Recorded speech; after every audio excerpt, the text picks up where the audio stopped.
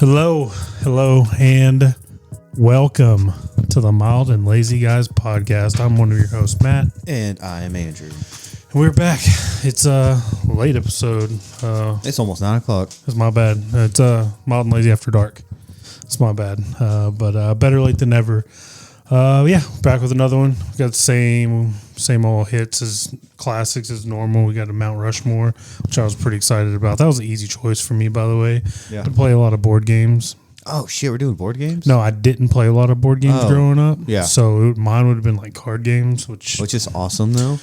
Yeah. So we'll do that eventually. We'll do that maybe with a guest where we can have like non-video games. So it can be card games, dominoes, any kind of game like that that's not electronic. See, but I have some card games here that I would like to play, but we just don't like. If me, you, and the wives got together, I have a couple card games that I have, then I bought at like thrift stores or whatever that I want to play, but it takes more than two people. Right. So we love playing card games. We do too. That's what we do when we don't have kids. We'll just drink some liquor and play card games. Yeah. We're like old black men. Yeah, sounds like a good night. Which I get mistaken for a lot. Speaking of old black man, I've got a story about that on vacation. So we got a Mount Rushmore. Mount Rushmore is our Mount Rushmore of video games of all time. So then we'll go over some news stories. I got some TikToks for Andrew since he's an old man and doesn't get on that side of TikTok. Old black man. Old black, excuse me. Sorry. Please. And then, we'll talk a little Cowboys. There's been some shit that's popped off since we last recorded, which was the draft. Yeah, lots of the draft. And then we'll wrap it up with what we've been watching and listening to. As I mentioned, we went on our first vacation since probably 2018. Dang. We went on a cruise. It was me, Lauren, Landry, my sister, and her husband, and then Lauren's mom. Which I was super worried about, low key, because Lauren's mom is very politically left. Pretty very, very, very far left. She's like burning down shit right now. As left as she is, my brother-in-law and sister are right. So I was like, man, I can just see it now. Drinks are flowing. Yeah, that would be the one time. One comment, just that little spark, in a dry boot. Never happened. Those three were like thick as thieves. Yeah. Like just. As long as you don't bring politics into it, a lot of people can get along pretty well with people. Got along swimmingly. They were in the casino every night getting drunk. Like it was like no problems at all. That's funny because when we meet new people, my mom always clarifies just not to talk politics or religion with me. Yeah. And she said it to like some kid at Elizabeth's birthday party like 2 weeks ago as if I was going to get into this heated debate with this kid. She's like, just don't talk politics or religion with you. He loves to argue. I was like, okay, Mom. Well, I don't think she's up to date on the politics. Right. So, we sailed out of Galveston. We had 3 stops. It was Roatan, Honduras. We did a beach day there, which I didn't. I don't pride myself, but I like to think I have a pretty good grasp on geography. I didn't know that Honduras had islands to it. Thought it was just one congruent country. It's a little island right off, on Honduras, like crystal clear, like bath water. Like, oh yeah. So we did our like beach day there. There was like this like 25, 30 foot platform with like a rope swing. Me and Landry were jumping off that into the like crystal clear water. That. Yeah, it was cool. I got to do that. We got a kayak and I did all the work, but we kayaked around. Lauren and my sister and her mom were sitting in beach chairs, just drinking, drinking drinks. And then the next stop was Costa Maya, Mexico, which it was a shitty little port. And I think because it was like a newer stop, they just haven't built the infrastructure yet, but they're building more and more. Well, my sister and her husband, they cruise all the time. And that's kind of how we ended up going on this cruise for the amount that we did, because they cruise all the time. They get free rooms. They get heavily discounted rooms. So they've been there several times. So we rented golf carts. We drove to the very edge of the island right before there's a red line that says don't go any further than this. and there's this little place called the Chunky Monkey. And when we get off the golf carts and we start walking up, like the owner sees my brother-in-law, and you would have thought that they would known each other for like 40 years. They like dap each other up, hug each other. How you been? Because I guess they go there every time they're in Costa Maya. So it was beachside. I guess they make their own tequila there. It was like sugar-free, organic. I'm not a tequila guy. It was the best tequila I've ever had. So he gave us tequila shots. The ladies were drinking margaritas. I was drinking beer. We had nachos, guacamole right there by the beach. It was cool. Then we went to the boardwalk, and they had like shops and all kinds of stuff. Landry got a couple soccer jerseys. Nice. No, these aren't it. These are, I don't know when he even put these in here, to be honest. Oh, okay. But he got a couple like Mexican League team jerseys, and then like the ladies all bought like fake handbags because apparently they have like really good fake. Oh, like, I'm sure you can designer, pass them off. Handbags for really cheap. Mm-hmm. And so I just sat on the golf cart and drank beer. And then the last one was Cozumel, and Cozumel, I didn't even really want to get off the boat because I'd been to Cozumel before, and I don't know, I was just tired, honestly. But we got off and we went to a little port area, and just they had shops and stuff, little knickknacks and souvenirs and shot glasses and T-shirts. You know, you've seen those places. And then we went to this place called Fat Tuesdays, which is just a tourist bar. Didn't we have a place like that here? I think so. Yeah, it's like a daiquiri bar, but like Fat Daddies. That's what we had here, and they got shut down because they were serving minors. Minors, yeah. Okay. This one's Fat Tuesday. It's been on Cozumel. It's been in Cozumel forever. It's very American, like touristy. Like, is it like what was that place growing up that had like drunk frogs? Senior Frogs. Senior Frogs. Yes, like everybody went to Senior Frogs. It's exactly that. Okay. It's a big touristy trap in Mexico. Yeah. And Landry, got his little virgin pina colada. We were all drinking. We were drinking. Yeah. We were all at the bar. We were all at the bar. And Landry had his little. And we were drinking beer or whatever. And then they had like a little stage, a catwalk stage with a stripper pole. And this, she couldn't have been no more than 19. It was like 11 in the morning. She was so fucking drunk. She was up there. Oh, fuck. Her and this like six. Well, it's Mexico, so I mean, she was drunk, with her parents. Drunk and dancing. She was with her parents. Oh, she was on vacation? She was on vacation. Oh, I thought she fucking worked there. No, she was on vacation. Oh, goddamn. Drunk. Like, she had to have been 18, 19 years old. Come on, Renee, get your shit together. And her and this 6-year-old black woman are up on that catwalk with the stripper pole, just getting it. Oh my god. Landry was just like, having his first drink. Dude, yeah. A lot of firsts. Yeah. And then there was another side to it. Just so on the opposite side, we moved over there, and there was a stripper pole over there, and Landry got on the stripper pole and danced. We didn't sanitize him afterwards either. I was like, we probably should have rubbed him down with some hand sanitizer. But no, all in all, it was good. It was good to get away. I didn't realize how much I needed to get away. My anxiety it just went away. Like, it just wasn't there. Yeah, that'll happen. I didn't take my medication. Like, I took it with me, but it was never a thought to like, oh, I need it. Like, I need to take it. Yeah. So the food was good. It was Landry met a little crew of kids, and they were on the water slides and the pool, and they got phone numbers, and 2 of them actually live in Mansfield. So they've been texting even off the boat. Like, the last 3 weeks, they've been texting and FaceTiming. So he met a little clan of kids. That's good. He had his little posse, and we were, it was midnight pizza and midnight buffet runs, and yeah, it was really cool. So I think I'd get in trouble on those if it was like drinks included. If I paid for that extra bit. So yeah, they do have the drink package. I would have to decline that package. They have it, and my sister and her husband had it, and so anytime we wanted drinks, we're just like, hey, they would just go get it for us. So we drank for free. So learned how to play craps. Dice game? Dice. I still don't know how to play that. I don't really either. I was just one night we were at dinner, and I wasn't planning on doing this, but my brother-in-law was like, all right, me and Matt are going to the casino. We're going to the craps table. And I was like, all right, I guess I'm going to the craps table. And I was like, I really don't know what I'm doing. He's like, just bet with me. And I was like, I don't have any cash. So he gave me $100 bill. That's nice. So we buy our chips, and within 3 rolls, I'd already won that money back and gave it back to him. So I was up like $200 within, I don't know, 10 minutes. Dumb luck, or is there strategy? No, there's strategy, and there's strategy to it. And he's kind of teaching me like where to place the bets, and there's several bets on the board you can make. And I don't know all of them, so don't ask me. Yeah, that board looks confusing. Yeah, I've seen those boards, and it's like a table. It's like as long as, obviously y'all can't see it, but it's like a 10-foot table that they're betting on. Yeah, yeah. So, and you have a come out roll. So, like, whenever the dice gets passed to a new person, like their first roll, that's the come out roll.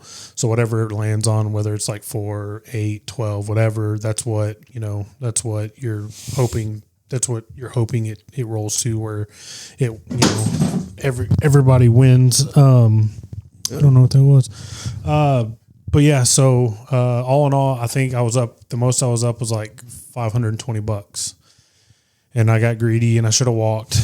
And but I left the cruise with $200, up $200. So that's not bad. After you paid back your debt. After I paid back my debt, so it was all in all, it was good. Food was good. Good times. Good memories.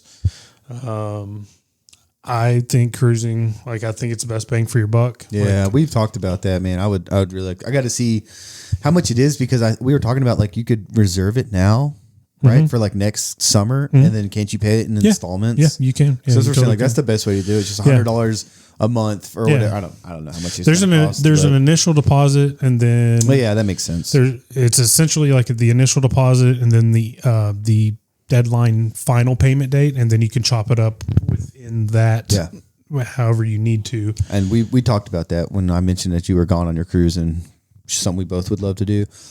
Yeah, it's like the food, the entertainment, 3 countries in 3 days, or in our case it was 2 countries in 3 days. But it was just the best bang for the buck, and it was good. So yeah, and then I came home and I got off the cruise with COVID. So yeah, got home Saturday. Got off the ship Saturday. I was like, I don't feel so good.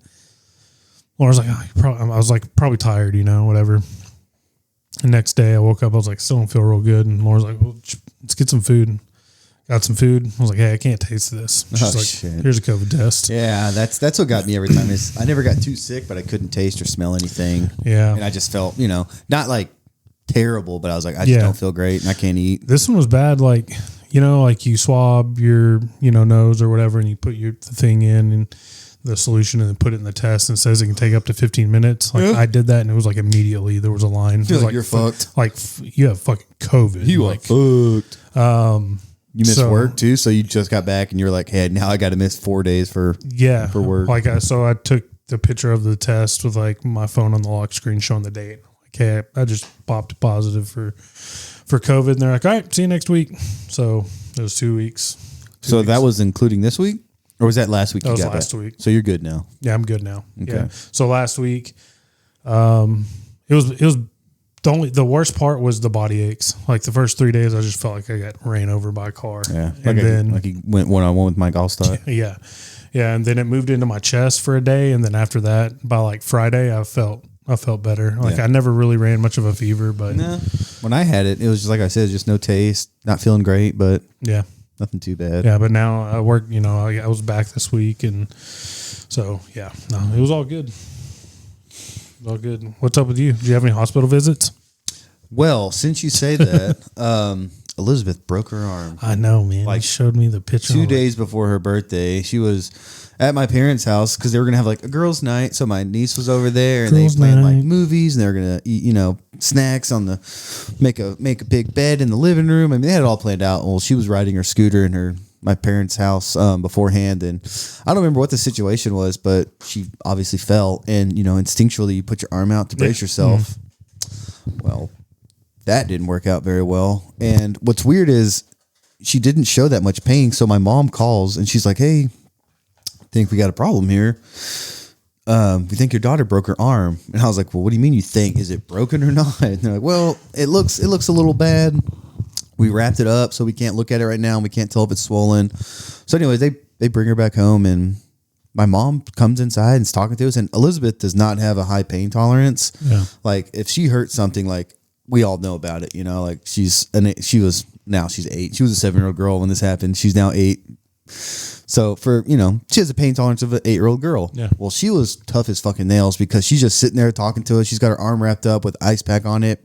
not letting us look at it. She's like, look, I can move mine. Cause I'm like, can you move your hands? Like, or can you move your fingers and bend your wrist a little bit? Cause was that your radius? Yeah, you gave him I don't know if you remember from D2, you gave him the Adam Banks test. We actually watched that the other day. Yeah. And he tried to slide the stick out. He's like, look, pain, or no, look, coach, no pain. Yeah. So that's what I was saying. I was like, well, move your arm, like, bend your thumb. And she was like, it's okay. And I'm like, all right, well, my mom hung out for like 20 minutes. We're talking. And I think Ellie even ate some food, like not complaining at all. We brush her teeth. And then she lays down in bed. And I'm like, Ellie, what the fuck? Like, there's a boomerang in your arm right now. Like, it's bent. Yeah. Like, I finally got to look at it. And she's like, oh, it's okay. She's like, I'm so tired. I just want to go to sleep. And we're like, I think you need to go to the emergency room right now. Like, your arm is broken. She's like, can we just do this in the morning? She seriously was like, we'll go tomorrow. She's like, I'm really tired. I just want to go to sleep. And we're like, okay. So I went to work the next day too. I probably should have stayed, but I went to work. Claire took her to the emergency clinic, or, whatever urgent care is, where basically they say, yep, it's broken. Nothing we can do about it. So you got to go to Children's in Dallas. Yeah. So Claire did that. And man, she was there legitimately, like just at Children's. She was there for almost 8 hours. I'm sure. Yeah. And, sent the picture with the bone. It was displaced. So they had to give her whatever they give somebody to sedate somebody. Cause they had to, pop the bone back in, basically, like replace it, wrap it. Sent me pictures, and she has a soft cast on that goes all the way up to her armpit, basically, so she couldn't be, I guess, limited movement. Right. I don't know. Like I said, Claire was there all day with her, but soft cast is on, and that comes off Monday. We'll go back to Children's, and I'm actually off until Monday. I go back on Tuesday, so I'm off. I'll go with her to Children's to get her hard cast. Nice. Like I said, like 2 days later was her birthday party, and we just rented out the gazebos here in Getzendaner. Mm-hmm. We rented a bounce house, like a huge bounce house. Invited friends from school, the neighbors across the street. Was she on the bounce house? Oh yeah, cool. She was going crazy the whole time, like not holding back. And she loves to swim, and we found this thing that you put over her arm that's basically like a tight rubber band. Yeah. It's like a complete rubber sleeve. And I mean, it's like suctions down so no moisture can get in there. And that was a lifesaver because that kid's like a mermaid come Christmas. Another thing she did right before that was pierce her ears, like 2 days before she broke her arm. That was a big deal for her too. She had not had them pierced before. She hadn't pierced her ears. I said, look at you, body mutilation and bones breaking already. Like, what a badass. So yeah, cast goes on Monday. We can all sign it. Everyone just come over to my house. We'll sign it. Yep. This week, Monday, we left and went to Jellystone. How was that? Well, we didn't stop on any islands, but it was nice. No, it's a good family place. We went to the one in Burleson again, and it's just water parks and there's a bunch of stuff to do. They have like cabins and stuff. Cabins. They have a pirate ship you can stay in. They have teepees. They have wagons from like the old West days that are converted. Like all air conditioned and everything. We stayed in a cabin with my parents. But yeah, it's for the kids. We'd walk to the water park every day, let them play. They have an arcade we'd play in. I spent way too much money on just frivolous bullshit, like stuff I didn't want to spend money on. One thing I did spend money on easily is they have their own ice cream stand there. Oh, yeah. And I think I mentioned this years ago when I went, is the best strawberry ice cream. Really? Hands down. Nice. It's fantastic. But yeah, there's parks. There's like actual ponds and lakes and rock climbing walls and, just basketball courts, all types of outdoor. It's an outdoor park. So everything's meant to just focus on outdoor family fun. Yeah. So that's all it is. And we talked about it for years going. We just never pulled the trigger on it. And you can get a day pass because we were talking about it'd be cool. It's in Burleson, dude. It's 40 minutes away. Yeah, it's not like bad. Get a day pass and go and just enjoy the water park. Yeah. Yeah. I guess that's about it. Before I forget, let me shout out. I became I guess I'd be a grand uncle. My niece. My niece, who I remember vividly being born, like I was in like 7th or 8th grade and being pulled out of school to go, be at the hospital when she was born, which makes me feel super, super old. She had her twins last week. So twin boys. Liam. Ooh, that's a lot of fun. Liam and Logan. Oof. And best of luck to you. Yeah. So I could not twin imagine boys, having twin fucking goblin Owens. Yeah. They were Jesus. They were about 5 weeks early. She was having blood pressure issues, so for the safety of the babies and her, they took them early, and they were almost 4 pounds each. They were like 315 and 316. Yeah. So they're doing their NICU thing. I had a glass shattering sound right now. Right, for 316. God, when do you get that set up, dude? It's so cool. But yeah, they're doing the NICU thing, and they're getting stronger every day. And I mean, that's scary, but like you said, stronger every day. And modern medicine. And by the time they're a year, you wouldn't even know that they were born early. Well, my younger sister, her firstborn was about 5 or 6 weeks early, and he was 6 or 7 weeks early. He was like 2 pounds. Yeah, and that kid is a fucking monster. I would say they can grow up to be 6'4", 250. Like all boy. Yeah. He looks like Frankenstein because like he's like ran into stuff. He's got stitches across his forehead, like stitch marks across his forehead. Like he's a monster. So modern medicine, like, you know, the boys that were born last week, they're getting stronger every day. Mm-hmm. I haven't seen him yet just because last week, you know, I had COVID, and then this week I'm just trying to space that out, like me having COVID and being around them as much as I can. Oh yeah, you definitely gotta be careful of those babies. Even though, you know, I've tested negative and I feel totally fine, I'm gonna wait a minute before we go see him. But I didn't want to forget shouting out Mackenzie and Gage, and congratulations to them on the baby boys. So that was. And I swear to God, I thought because she went into the hospital while we were on the cruise, and that would have been, you know, that was my sister's firstborn, so that would have been her first. Not the sister you went with, was it? Yeah, Kelly, her daughter. Oh, so she had grandkids while on that cruise. Yeah, well, almost. And I was like, I swear to God, like if Kelly would fly out of like wherever, like because she got put into the hospital. She got put into the hospital while we were on the cruise, and she was staying up to date with, you know, everything. And, you know, she was like, and Mackenzie's like, I'm going to keep him in as long as I can, you know, as long as I can. Yeah, I'm trying my best. I was like, I was telling Lauren, I was like, if those babies start coming, Kelly will march to the captain's quarters and demand that they turn the ship around. Like, she'll move heaven and earth. Like, but luckily it all worked out. Like, they got off the ship and went straight to Waco, and went to the hospital. And then I think the next day they were born. So excellent. Congratulations to them. I think that makes me a great uncle. So it does. I'm super old. But yeah, so I couldn't let that slip without pass without congratulating them. Still talking about kids. Claire threw an absolute haymaker at Owen today and gave him a black eye. No way. Yeah. It was all an accident, but she actually quite forcibly moved her elbow back and popped him in his eye, and he just kind of got stunned and was like kind of looking at her like, what the fuck did you do that for? But he never cried. And we went to my sister's house today to like swim in their pool, and sure enough, we pull up and you can just see this black line appearing under his eye. And I said, God damn it, Claire, girl's broken arm, boy's got a black eye. CPS. Yeah. Just gonna be like, summer's just hold on a second. A terrible start.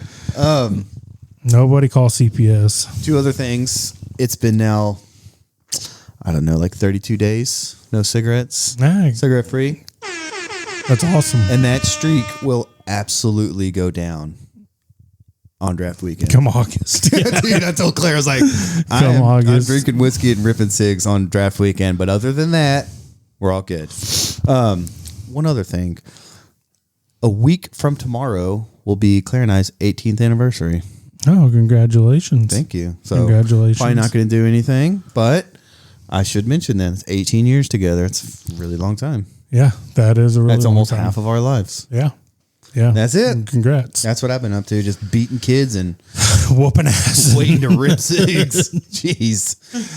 All right, let's get into news. You got a news tone for me? I got a button for that right there.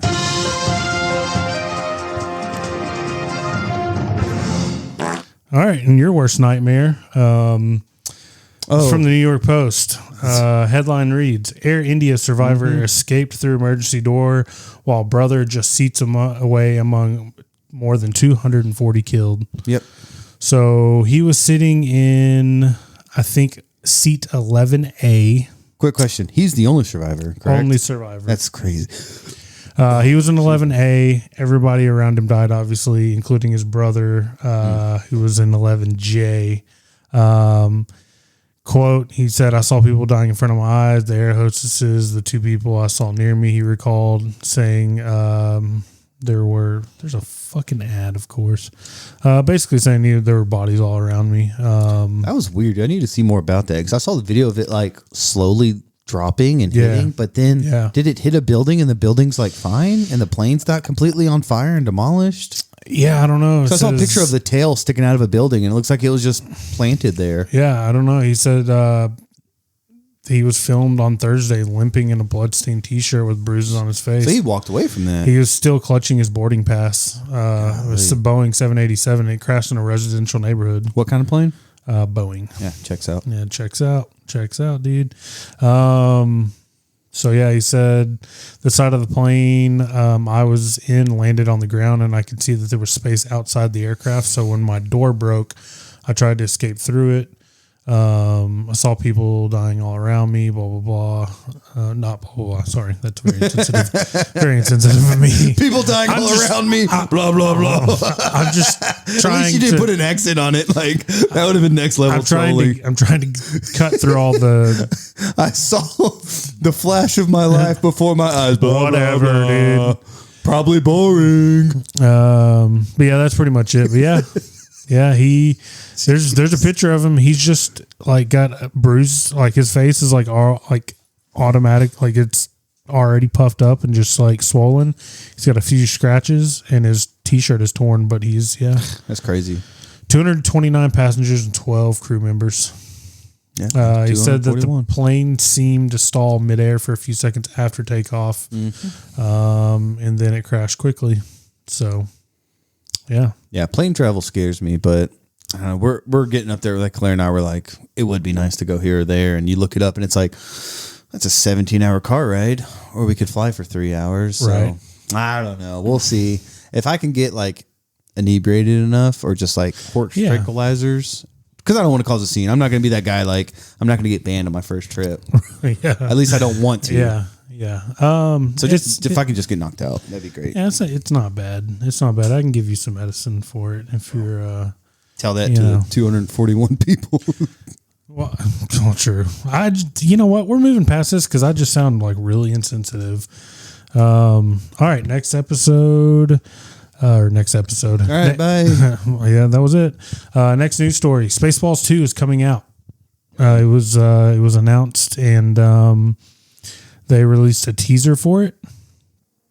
Rick Moranis is back. Coming out of retirement. Dude. What a legend, too. Didn't he like retire basically to take care of his kids after his wife died? Yeah, he's a badass. Yeah, that's what I'm saying. Like the reason he wasn't in stuff in the last 30 years is because he just chose to be a family man. He chose to be a dad. Yeah. That's so much respect. Bill Pullman returns and his son, apparently, who's in a show... Now, apparently he's a big deal or an up-and-comer. Did Mel Brooks make that movie? And he'll be back. He'll be back too. Like he's 98. He's 98. Oh, I was close. He's 97. Yeah. So my big thing is who are they going to get to play John Candy's role? My Jonah Hill. He's lost weight. My first thought was Jesus Christ. What? You didn't hear that? What? No, is it loud? Yeah, that's why I said Jesus Christ. Okay, I was going to play the teaser. Fucking warn me. Well, I couldn't hear it, so I didn't even know it was playing. My bad, brother. What I was going to say. Danny McBride. No, what's the guy that played? He's got three name. John David Booty. No. Former quarterback, USC. And not to be confused with John Wilkes Booth. His relative, General Booty. Oh, great name. Jesus Christ. All-time great name. We should do a Mount Rushmore of great football names. Or just athlete's name, because there's that Clemson pitcher that's named Titsworth. Yeah. 00. Yeah, hell yeah. No, he was in, he was in the Atlanta bombing movie where he played the guy who got accused.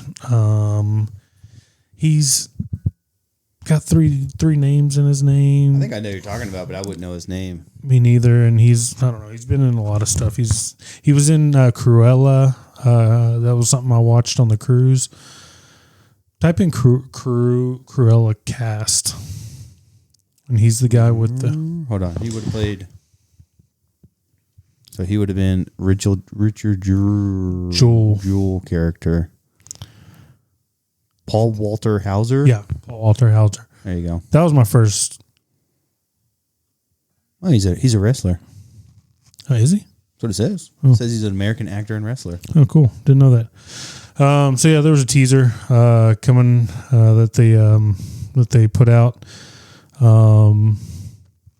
So it says there's no footage since filming hasn't started yet. In this, you will see how it goes right into making and having some fun at Star Wars. Then, after a quick appearance from Mel, we get a shot of Rick Moranis' cracked helmet and the tagline, quote, "The Schwartz awakens." The movie is expected to be out in 2027, and a lot of people, including me, are excited. So, yeah, Spaceballs 2. I'm down. That was something I watched during my childhood. Mm-hmm. I wonder if they're going to comb the desert again. Oh, with the actual with Afro comb, the Ace comb. Brand comb. So that's all I got for news. That's it. Nothing else in the world is happening right now. Well, there is. I just don't know if we want to get into it. Oh, what? I mean, World War III probably started last night. Yeah, it's okay. We're gonna put on a parade tomorrow, dude. Let's just not get involved. Okay. Let's just not, please. I have a son that's 10 and will be 18 in 8 years, and I don't want another conflict because True that. I'll just move out of the country. I'll be a draft dodger. You can get bone spurs. Oh, he'll have bone spurs. I'll cut off a foot. Right? I'll cut off his foot. I'm blind, so yeah. I was gonna say I'm gay, but I guess you can't. I guess you can't make that excuse anymore. Join the Navy, boy. There's always the Navy. All right. So yeah, let's get into our Mount Rushmore. Excellent. All right. As I stated in the opener, Mount Rushmore of video games, and you gave me the good idea of doing try to have one from each kind of generation of console. Yeah, I think 4 consoles I did. I've got 1, 2, 3. One of them spans multiple consoles. And then, yeah, I've got some honorable mentions. I think I cover quite a bit. Here. I think I have 18, technically. 18? 18. Okay. Well, I don't have that many. I've got 4. I've got 7, and then I can talk about more. You want to go first? I'll do Nintendo 64 because we had the NES growing up and the Super Nintendo growing up, but I feel like with the Super Nintendo or the N64 is when I really became like I'm a serious gamer. Right? Okay. And I feel like I'm going to be stealing this from everybody when I mentioned GoldenEye. Yeah. As kind of like that game that kind of set the benchmark for other like first person shooters and other games to come. Yeah, I didn't put it on my list because I figured you were going to put that on your list. Yeah, it's like a foregone conclusion. Yeah. All right.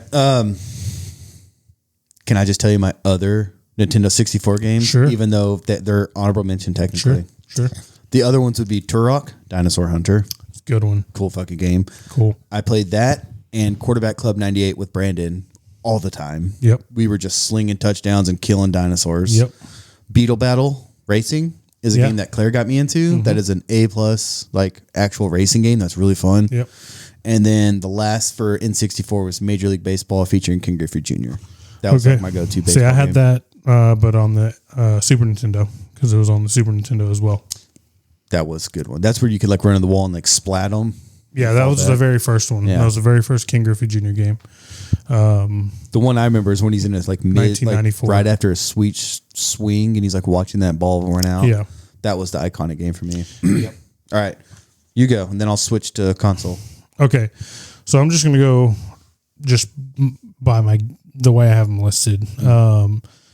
So my first one was Tecmo Super Bowl. It was on the Nintendo in 91 and then Super Nintendo in 93.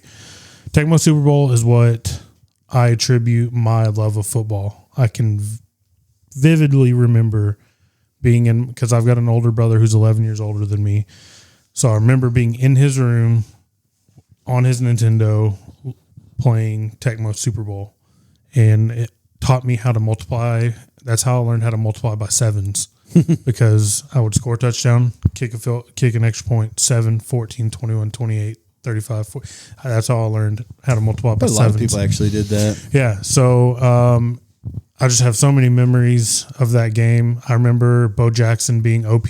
Like, you could not. Had a rule. It's a cheat. We had a rule. You couldn't be the Raiders. You couldn't be Bo Jackson. That's fair. And there was another one later on the Super Nintendo where you couldn't be Barry Sanders because Barry Sanders on the Super Nintendo version was OP.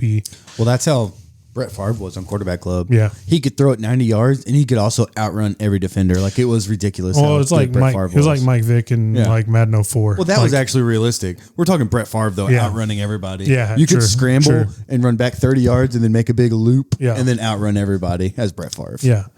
So, so Tecmo Super Bowl on the original Nintendo and then the Super Nintendo.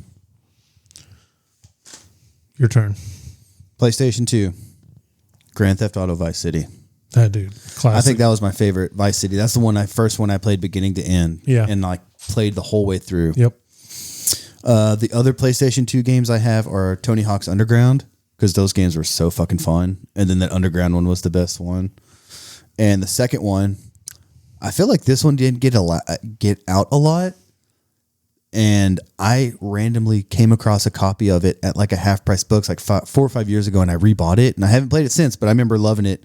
It was called Urban Chaos Riot Response, and you're like a riot officer when like shit, like how shit basically is right now, but you're like being deployed, and it's like you have to bring order to the city, and it was obviously rated M for mature, and you were just like, you remember you had a riot shield, and you can just like beat people with it, and like, you know, everything at your what a word I'm looking for.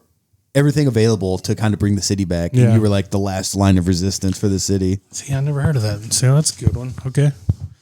My next one, it came out in 1999 for the original PlayStation PS1. It's called Siphon Filter. Oh, dude, I had that. It was like so it was kind almost of like Metal Gear Solid, but sniper. It was. You had a sweet ass gun. It was stealth. It was kind of like a stealthy, like Jason Bourne type. Siphon Filter, dude. I haven't heard of that in 20-some years. That was like one of my first ones that I played, like beginning to end. A lot of the missions were like stealth missions where you had to like, you know, not be caught, and then, you know, eventually, inevitably, there'd be that point in the mission where you're just like, fucking, you just. You know, it's that Leroy Jenkins. It's that Danny DeVito meme. You know, so anyway, I started blasting. So you just, you know, you didn't just start blasting. Dang, dude.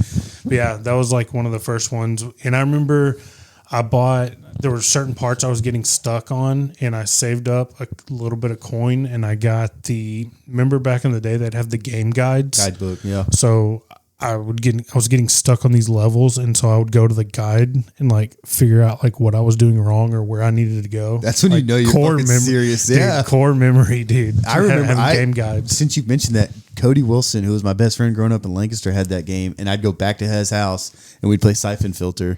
And so I'm glad you mentioned that, because I totally remember that game. See, and not a lot of people did, which is weird. It's like, I love that game, but there was, I think, 3 of them that stretched into PS2. I don't know if I played the third one, but 1 and 2, absolutely. Yeah, Siphon Filter was good. I never liked stealth games, but I played with Cody enough, and he was good that he would get me through like what I couldn't do, and I'd just be like, just let me know, and I could just go in there. Yeah. When you're ready to just blow your cover, let me know, and I'll take over. I'm your dude. Yeah. No, Siphon Filter was really cool. Yeah, that's a good one.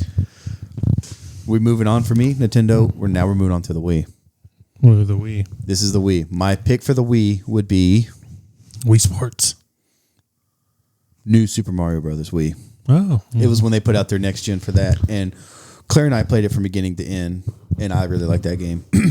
The other 3 for that would be Super Mario Galaxy 2, which that was a really cool game. I think that was the first game I bought for my Wii when I got it. And yeah, I was, you know, obviously no kids, still living at the house. So I was just like, just getting stoned and playing Mario Galaxy all the time. Yeah. Super Smash Brothers Brawl, classic. It can be on any platform, but I had it. I played it most on the Wii. And the last one for the Wii that Claire and I really liked, and this was one of our favorite racing games, was called Excitebots, trick racing. And it's hard to explain, but you're basically like you were like you could be like a frog shaped car or some kind of lizard shaped car, and the tracks were really unique and really cool, and it had like obstacles you had to do, and it was a really interactive game with like because the Wii was the control had like the motion sensor, so there was stuff where you get caught like on the rail, and you would like hook onto it, and you'd have to spin around it, and the more you spun, the faster you'd go to when it launched you, the further and faster you would get launched onto the track, and like that's how you could pass people. But man, Claire and I played Excitebots well into our 20s. Like we were playing that game way longer than we should have, but we both loved that game. Okay, yeah. No, see, the Wii I never had. The only experience I had was with the Wii is I worked at Best Buy when it launched, and I worked the Black Friday that it launched. Oh, that was quite fun. It was terrible. Like the line of people that were waiting, because I'd worked like the day before Thanksgiving, so we had Thanksgiving off, and then we had to be back like Thanksgiving night to like do the Black Friday deal. People were like missed Thanksgiving with their families, and they were like camping out for the Wii. I'll never understand that. And that was like my first. I think that was like the first. I don't want to say the first, but that was my first kind of like introduction or exposure to scalpers. Because like dudes were like going in and buying like 3 and 4 of them because you couldn't get them. Such a dick and move. Like so some mom didn't get a Wii for her son because some guy bought 3 and tripled the price and sold them on eBay. Yeah. So those guys suck. I worked the release at Best Buy for that. It was Have you ever voluntarily done a Black Friday? Like you're like, I'm packing my shit and I'm going up there. No, we did it one time and I had to been 12. Maybe because we went to Kmart in Lancaster when it was still open off 35, and it was me, my dad, and our neighbor Kyle. And Kyle is like 10 years younger than my dad, but obviously like an adult man. And it's just the 3 of us, and we camp out, and all we got was like 3 of these. Like my dad got 2, and like Kyle got 1, and they were DVD VCR combo players. Okay. That was a big deal, but that was a big deal. Dude. Yeah, we camped out all fucking night, and we just got a DVD VCR combo player. See, I never camped out, but I did do Black Friday with like my aunt, and I don't know if my mom was there, but my aunt, where we were there at like 5 a.m. waiting at the door, and I remember the workers like opening the door, and my aunt telling me, "All right, when we get in there, you run to this section." Yeah, I remember She's doing like, Stay that. low. Yeah. Hit him with an elbow. Yeah, because she used us because we were small and we could. Oh, absolutely. She's like, if someone gets it, yell raid, you grab it. You need to get to Homewares. You need to get to like wherever. Shit. Yeah. So she deployed us. Like, Aunt Linda. Yeah, she didn't play. I have an Aunt Linda. We share Aunt Linda's. I think we've talked about this before. Wait, what was yours? What did you just say? I didn't say one yet. I was going on the Wii thing because I'd never owned one. Oh, that's right. And I never Black Friday. That's how we got here. Brandon had a Wii, and we would play like Wii Sports all the time. Wii Sports. I should have amended this. The baseball, the bowling, the golf. The bowling alone, dude, was so fucking fun. Yeah. My dad stayed up for like 2 days straight until he bowled a perfect game, and then he literally retired from it. He's like, I'm never picked it up again. He'll still tell you about it, like it's a feat that he accomplished in real life. Actually he bowled a 300. I'm like, dude, you bowled it on the Wii. Hey, the 300's 300, dude. He still claims a 300 game. 300. I never owned it, but I had, friends who had it or whatever. Oh yeah. All right. So my third one, was Call of Duty 4 Modern Warfare for the Xbox 360. It came out in 2007. This was my first exposure to online multiplayer, and the 360 was really the first console that brought that kind of to the mainstream. Is that when they made their real big jump? Yeah, like Xbox, the original Xbox, you could play online, but it playing online didn't become what it is today until the 360 came out. Oh, yeah.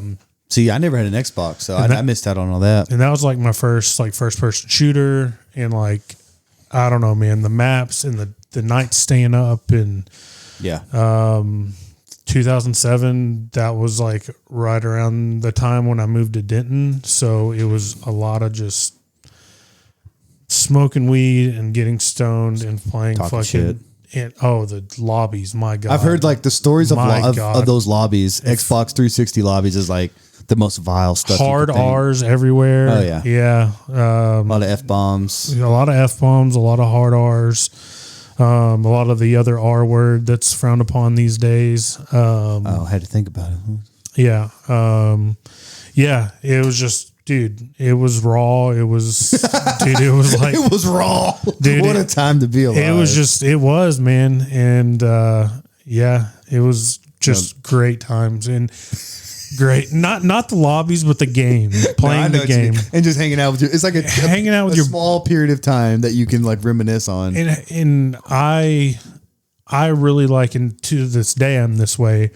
I like the social aspect of it. I like being able to like play with my buddies, like very randomly. Well, now I don't do it anymore, but even then, would I just get on the system and join with randoms? Like, I never do that. You know, I've never played an online game with somebody. We'd text and be like, "Hey, you getting on tonight?" Yeah, and then you'd get in your party and then you join the lobby and you're playing with your buds and those I might do that if I was like, Matt's going to get on and we're going to play for an hour. Yeah, but I would never be like, "Hey, asshole in Sacramento, let's play." I didn't do that. No, I didn't, because you never know who you'd get, and whatever. Sometimes they'd have mics, and sometimes they didn't, and it's hard to play those games if you can't communicate. Yeah, communication's kind of big on that too. Yeah. But yeah, no, it was really cool. Really. No, it really is. Like looking back on it, like that was a good period of time. Like that's when you were like peak probably gaming. Yeah. What'd you say? You were like 20. Yeah, I was like, like you can't go back to that. I was 21, 22, something. No kids, you could just grind it. And to me, that's one of the better Call of Duties. It was a very simple like weapon system. You had like 2 or 3 weapon upgrades. You could upgrade like the sights. I like the simplicity. Because now I'll play new games and it's like, I'm not going to go to my pause screen and look at my satchel and upgrade all my stuff. It's like, I'm just a minimalist when it comes to that. The maps were great. But yeah, no, it was a good time. I wanted to do a Call of Duty game, but I just couldn't picture my favorite. But I actually do have a Battlefield game on here. See, I have Battlefield. I got into, as I matured, I became a Battlefield guy. Yeah. Like Battlefield 1. Battlefield 1 is probably one of my favorite games of all time. It was World War II. I had that game. It was World War II. It was just a really good game. Yeah. And then Battlefield 5, I think, was World War I. They named them really weird. But anyway. Yeah, I think it's your turn. All right, we're moving on to the PS3/4. Red Dead Redemption. That's Classic. Probably my favorite game of all time. Yep. It's one of those games where I played like beginning to end, all the way through, no problem. Another game I just thought of, good Western games called Gun. Came out when we were like in high school. Yeah. Mm-hmm. I remember that. Zach, who's not into video games at all, we played that whole game. I played a lot of MLB The Show. Yep. And I think my favorite one was 2011. Had Justin. Was it Upton? No, it was the guy from the Twins. So they had Joe Mauer and Justin like Morneau. Yeah. He was on the cover. But anyway, that's when I was like, I built my player up. We went through spring training. I remember I got like drafted by the Orioles and I just had like a Hall of Fame season or a Hall of Fame career for the Orioles. Like I can still remember like 600 something home runs, like a career batting average of like over 350, like very unrealistic. You're the best player of all time. I was like the greatest. I was like 13 straight Gold Gloves. I remember I was just like, I dominated that game. And again, no kids, still wasn't even married, still dating, but not married. And I played that game all the time. My Battlefield game was Bad Company. Hey, that's an underrated one. Dude, those games are so fun. And Bad Company's really underrated. Appreciate the like dialogue in between the games. And you grow to like really care for all these characters, like 3 or 4 guys. Yeah. That I like, they all had their own personalities. Yeah. And I really liked them. I think they only made 2 of them. Yeah. But I played them both on the PS3. Bad Company, awesome. that's an underrated one that doesn't get talked about a lot. No, because I think it was before they made their big jump to where they battled with like Call of Duty games. Mm-hmm. Like they made these games that were kind of like their own separate, and then they're like, all right, now we're going to get into this aspect of what Call of Duty's doing. We're going to rival them. So it was different, but it was same but different. And that was another thing about Call of Duty. I guess it really started in maybe 3, but Call of Duty 4, the storyline, the single player, the campaign was really good. And then they carried that over into Modern Warfare 2 and then Modern Warfare 3. That's what I was thinking. It's like, that's when they made that jump where it was they like. They carried over the storylines and the characters. Do you remember Medal of Honor? those games before, because those like precluded all that. Yeah. You know, I think they had PS2 where you're like, I remember one of them, you're like storming the beach of Normandy, and that's how it started off. And you're like, man, I'm so lucky. I can just like eat Doritos and I don't have to storm beaches right now. Yeah, I'm just Mountain Dew. I remember like appreciating like what I had, because I watched probably around the same time I watched Saving Private Ryan, and I was like, damn, Normandy was no joke. And I'm over here just like eating Jolly Ranchers. Do you remember the games Resistance, where there was like an alien invasion? Yes. Yeah. I really like those games, dude. I remember just like not being obsessed, but there was a period of time where like I just played Resistance all the time. Couple more. I like the Madden games, obviously. I like to do the franchise building. Yep. God of War franchise. Love God of War. That was a PlayStation exclusive. And the last one, this would be probably my favorite racing game of all time, because it's something that me and Claire can play. It was on the PlayStation 3. It was an exclusive for the PlayStation. It was called Mod Nation Racing. And that's where you could build your own characters, your own tracks. Claire and I would get baloneyed and then just make tracks for hours. And then you could upload them and share your tracks and download other people. So there's literally thousands of, you know, as many as you wanted. I mean, I don't know the number, but maybe tens of thousands of tracks that people uploaded, and you could just download their tracks, race them. I mean, it was the coolest game. I wish more games were like that. It was that's why it was called Mod Nation. It was completely able to modify everything. Yeah. It was so cool. Yeah. My last one on my Mount Rushmore, it's FIFA. Yeah. And I put in here, it spans multiple consoles. My first FIFA that I played was FIFA 95. So I've been playing FIFA for 30 years. Yeah. To the point now where I'm playing it on PC, and I'm playing modded versions of the game, because the game, and I'll talk about this in my honorable mention, but the game doesn't have features that games in 1989 had. And so it's taken the community, the community is taking it upon themselves to mod the game to, you know, have these certain features and be able to do these certain things. So having it on PC and being able to mod the game and mod your jerseys, where you can, you know, create your kits and then upload your kits into the game. Like I could nerd out and tell you all about it, but yeah, I've been playing FIFA for 30 years. It's gotten me through very rough times in my life. I've always played it. It introduced me to my favorite band of all time, Block Party. That's how I discovered Block Party. They were on, I think, FIFA 05. Those games used to have great soundtracks too. Like Madden was the same way, and MLB The Show. Even now they just suck. Even like the NCAA baseball for a few years had some killer soundtracks. And I could have put in some games on here. There was a basketball game and a baseball game that I loved, because you would recruit and build your programs. And I remember I had Cornell as my basketball program. I was like an Ivy League school, and I was dominating. Yeah. I had all 5-star recruits coming to Cornell. Yeah. Well, now, and we'll talk about it, or I'll run through my honorable mentions, but now with the new age of college sports, I think we've already got college football 25 last year. We're getting 26 here in a few weeks. 26 will come out. It's coming out. It's probably paired with Madden. Yeah, so 26 will come out here in a few weeks. So we're getting college games back, so hopefully we'll get a basketball game. And a baseball game. And that baseball game was fucking cool. Yeah, MVP. I wish I still had that. I looked it up on eBay, and it's not crazy, but it's going for like $50-$60 now. Oh, and I probably sold it for $5. Yeah, and I don't have it anymore. I'll spoil one of my honorable mentions, but it's NCAA 14 for the PlayStation 3 or Xbox 360. Greatest college football game of all time. Is that the one? Hands down. That was the previous newest release? It was the last release before what's his name ruined it for everybody. Who ruined it for everybody? I forget his name. He sued. Guy from Northwestern? Yeah, he sued. Or I think it's maybe UCLA. I could look it up, but some like Pat O'Brien or some shit from, maybe that's the guy from Entertainment Tonight. That is the guy from Entertainment Tonight. I don't know why I thought of that dude. I thought it was some guy from Northwestern though, the one who got the NIL money or the NIL shit. Dude, I swear it's something close to Pat O'Brien. It's not Pat O'Brien. It's close. Ed O'Bannon. Okay, I was fucking close. Okay, you were close. It was Ed O'Bannon. Pat O'Brien from Entertainment Tonight.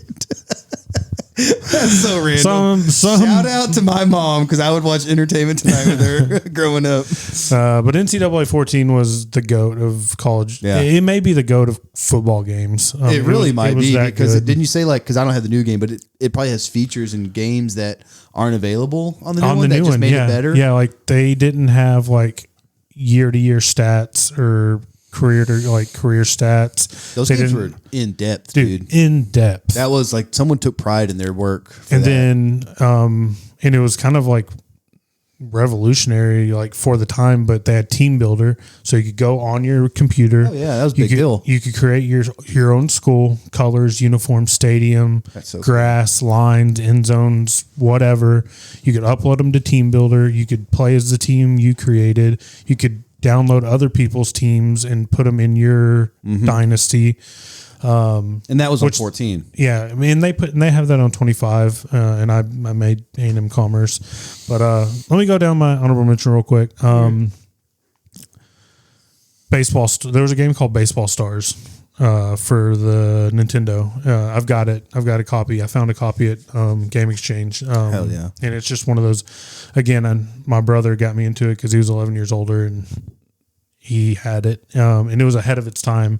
Because it was renowned for its innovative team management features like player creation and league stat tracking.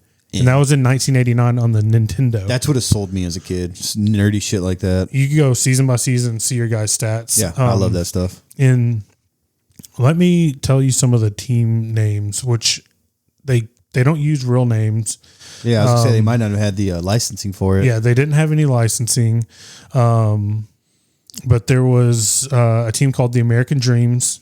Awesome. Which included players with names that were based on former real players. And their names were Pete, Hank, Babe, Sandy, Cy, Denny, and Willie. And then the other default teams were the Ninja Black Sox. The what? Ninja Black Sox. Brave Warriors, Japan Robins, World Powers, Ghastly Monsters, and Lovely Ladies, and the Sink Crushers. So the Lovely Ladies was an all-women's team. The Ghastly Monsters, like they looked like ghouls. Germany. And you could create a new team. You create your own team. You get $30,000 to start and 18 players, 5 pitchers, 8 batters, and 5 pinch hitters. And in season play, you could keep track of your stats with like ERA, everything. And that was in 1989. First of its kind, I bet. First of it really was. So kind of laid the groundwork for what games are now because that's what people like. Yeah, it was really cool, man. King Griffith Junior Baseball, as we talked about. One PUBG or Player Unknown's Battleground. I know a lot of you guys really love that game. Yeah, that was Xbox One 2017. That was my introduction into what's called Battle Royale games. So when you drop in with 99 those games players, were insanely popular for a while. And they still are. Fortnite. Well, I'm sure they still are. But I just remember like a few guys I knew played it all the time. Yeah. I'd be like getting online together and talking. Yeah, like PUBG was I have a lot of good memories of playing with buddies, playing PUBG with buddies. Going back to racing games, Forza 4 specifically was my favorite. I would just build crazy cars. Like I'd put like a 1200 horsepower engine in like a little like Mini Cooper and like just put turbos on it and like go insanely fast. Yeah, like off the ground. Yeah. And then NCAA 14. But Gran Turismo. I remember that was that was like your more serious, like you could change like the dampening of your. I know because my cousin had that game. I was like, and he bought that game when I was probably like 14. I'm like, I'm not into this shit. I don't know what's going on, but he showed me everything you could do, and I'm like, I'm happy for you, Michael. You seem to be enjoying yourself. And you could like, you started off in like A class or D class or whatever, and you would have to work your way up into like the A class of like the small engines. And then you could move, like you'd have to work your way through the ranks to get to like the really cool cars. You had to grind that game. Forza 4, you could just build up enough credit and then just start building crazy shit and just go race whoever. Like, I was beating like McLarens and Ferraris and shit with my little Mini Cooper that I built. So it was really cool. Forza 4. But yeah, there's so many. There's so many. I don't play them like I used to, but and now I'll pass it down to Landry. Landry plays FIFA all day, every day. So that's something that we can do together. So yeah, man, I really like that. I really like that one. Well, before we head over, they were playing the Nintendo Switch, and they were playing Mario Kart on there. So Mario Kart lives. Wasn't listed. Mario Kart was not listed because I couldn't decide if it was for the Nintendo 64, the Wii, or the Switch. Yeah, but I think I like the Switch the most, just because obviously it's newer, so it has new levels. But I grew up with the Super Nintendo, and then from then on, we either had Nintendos or PlayStations. Those are the consoles that I had growing up. I never had an Xbox. I never had a Sega. I had a Sega. I was Nintendo and Sony my whole life. See, Sega for me was Sonic, Echo the Dolphin. Dude, it was so cool. See, Cody had those. Cody had the Sega, so I'd go to his house and play Sega. So I mean, I played it growing up. It was Joe. He had an Alien game that we played. His dad was like really big into the Alien franchise, which is cool because I love that franchise too. Joe Montana Football for Genesis, Tecmo Bowl for Genesis. I think there was like Aladdin King and Lion King game that Claire played all the time. On Genesis, she talked about. yeah. And she said it was like impossible to beat. There was a Ninja Turtle game. Oh yeah.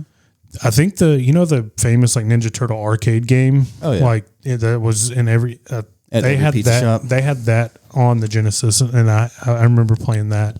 I bought a Ninja Turtle game that was called just like Cowabunga, but it took all the arcade games and all the games released on like these older platforms and put them onto this game, and so you can play like 10 different Ninja Turtle games growing up. One night when you want to get, or if you can get away from the family, up in this closet I have a modded Xbox original, and it's got probably 1,200 games on it. Good Lord. Everything from Nintendo all the way down to probably PlayStation 1 and Xbox. So it's like our childhood games. All our childhood games. All like it may have 2,000 games, but it's a modded Xbox. That's did I put it up? Yeah, I have an Xbox control. Yeah, I had to buy like an original Xbox controller, but it's modded and it came preloaded with all these games. So it's essentially just an emulator that they put in this Xbox. That sounds awesome. So one night we just need to get like a case of beer and take it to the draft house. I could take it to the draft house. I think it's got like 2,000 games on it from every system, starting with Nintendo to probably PlayStation 1, Xbox. Might as well, because somebody always brings like a 64, and we end up just playing Mario Golf. Yeah, dude, like, I fucking love Mario Golf. That's the only game that we're like, hey, we brought 37 games. Just put Mario Golf in. Yeah. Who cares? Who gives a shit? Yeah, load up Mario Golf. That's 3 days worth. All right, man. So we were cleaning out the garage. Mm-hmm. What you got? We were cleaning out the garage, and we were consolidating like all these various totes and bins that we had just shit in. We're condensing them all into. I went and bought like all matching like nice big like totes with nice lids, and we consolidated a bunch of stuff and made it all Feels nice. Good to do that. I need to do that in my shed. Yeah, and we put it in the spare room back here, and we're going through stuff and looking at pictures, and she's showing me pictures of her childhood and family and stuff, and I was doing the same, and then I came across a box with a bunch of my stuff in it, and I have a book here. I'm holding a book, and in the 5th grade, we wrote books, and this was like our big project for the year. And they actually sent our work off, and they made it into a actual book. I would say it's nice, like hardback cover. Like if you feel it, like it's legit, like hard cover. Mrs. Anderson. So yeah, so mine says, I titled it My Future. I was really, really creative there. And it says, written and illustrated by Matt Edwards, Mrs. Anderson's 5th grade class, Eastridge Elementary School. So it says My Future. It's got a diploma on there, a football, a baseball. And then it says by Matt Edwards. So I thought I might read it to you because I read through it and I thought, what was I thinking? But this is what I thought my future is going to be. Okay. Oh, there's no date on there, but what was that, like 97 or something? You think? Probably 96, 90. So anyways, it's the mid to late 90s. Yeah. Cowboys are still relevant, so I see that star on the back. Yeah, I had a star in the back for the back cover. Okay, so yeah, My Future by Matt Edwards. Actually, I think that says My Führer. My book is dedicated to my brother Mason. Aw. All right, so I'll try to get through this quickly, but it's pretty funny. My future starts by finishing the 5th grade. Then in the summer, I would do what any average 10-year-old would do. And then at the end of the summer, I would sign up for football. Then 6th grade rolls around. That's when things get hard and the work gets harder and the teachers get meaner. In 6th grade, I'm going to play basketball and then finish the 6th grade. In junior high, I'm going to play football in the 7th and 8th grade. Then comes high school. My freshman year, I will not play sports. Don't know why I decided to skip a year. But after that, I will play football. When my graduation day rolls around, I'll look back on my years in junior high and middle school and say it was a drag, but it was worth it. It was a drag. So there's my diploma. Dang, you just floored through high school. Yeah. I just skipped through the early part. Somebody going to Florida State? I was a big Florida State kid. Fuck yeah, dude. All right, so here comes college. It will be tough getting from Florida to visit my family, but I'm going to major in earth science. When I retire from football, I'm going to coach football. My freshman year, I'm going to work on campus, have fun, play sports, and go to school. I hope to have a good apartment, a lot of money, and a good truck. In the summer, I'm going to live with my brother, and my little brother can come too. Then in my sophomore year, I hope to be an RA and run for a Heisman Trophy Award. I'm going to buy a new truck. Then I hope to win the Doak Walker Award. Then after all that, I'll take a vacation to Alaska. My junior year, I'm going to play soccer for fun. Thanks. You're just going to win the Heisman and the Doak and then just switch sports. No, I said for fun. So there's the stadium that there's you dominating at Florida State. Florida State. Hell yeah. All right. My senior year, I'm going to run for another Heisman Award, and only 4 men have ever done that. Also, I'm going to graduate from college. I hope to play in the NFL for the Dallas Cowboys. If I do, I'll make it, and I'll be number 30, and I'll play running back and cornerback. Hell yeah. Two-way player? Yeah, white cornerback and running back. Yeah, for real. Great. I'm breaking all kinds of teeth. I'd be the greatest football player ever. I want to get married and have kids. I like to play golf and help my family. My rookie year, I plan to become Rookie of the Year that year. I hope to win a Super Bowl, and if I win, I'm going to Disney World. I hope to have a big house with a winding staircase, a game room, and an Olympic-sized pool. Dude, winding staircase would be so classy. I think that was like the peak. I thought. I mean, that's luxury. Class. Exactly. As you see, I wrote NFL and then a rectangle that says contract Dallas Cowboys $25 million. Matt Edwards, Dallas Cowboys. 25 a year. Hell yeah. I'm going to try to get endorsed by Nike or Reebok. Then after all that, I'll play basketball for fun. Then in my second year in the NFL, I will make my own shoe. It will be made by Nike. My cleat will be made by Reebok. Then people can buy my jersey. I hope to win a rushing title. I'm going to make my own video game. The next thing I hope to do is hopefully win another Super Bowl. I plan to go to the Pro Bowl.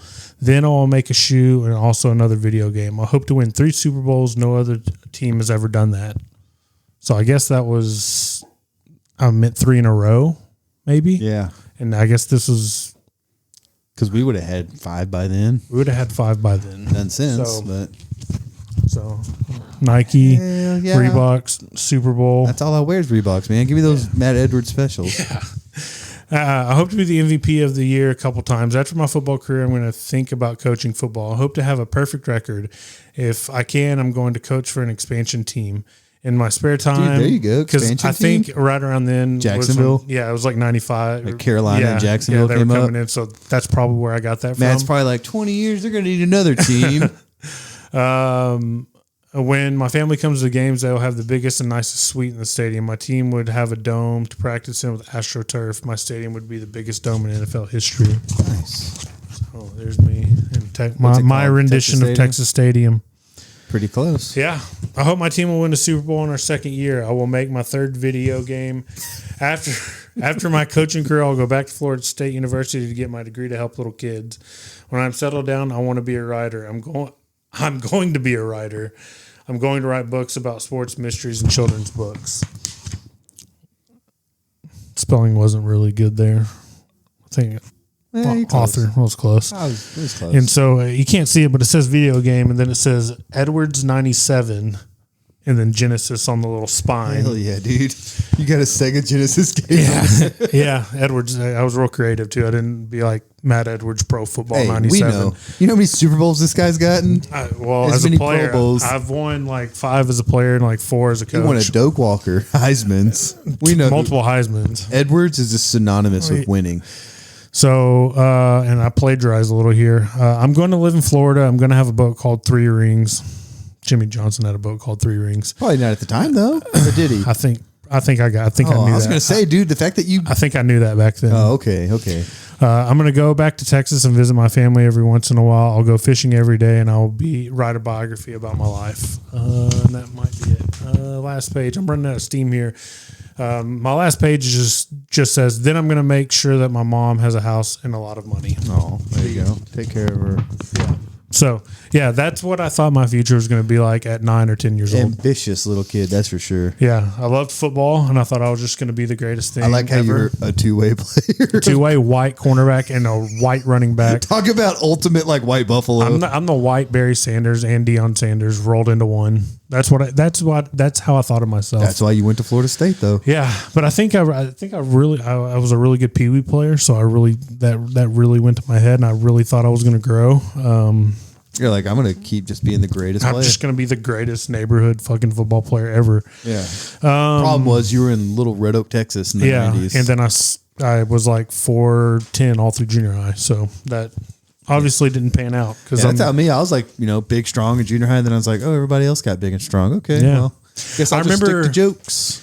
I remember being a really good Pee Wee player. Like I was always the fastest kid. I played running back.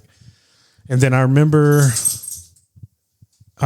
distinctly when I was like, oh shit, I'm not fast anymore. And like everybody's caught up. It was 8th grade.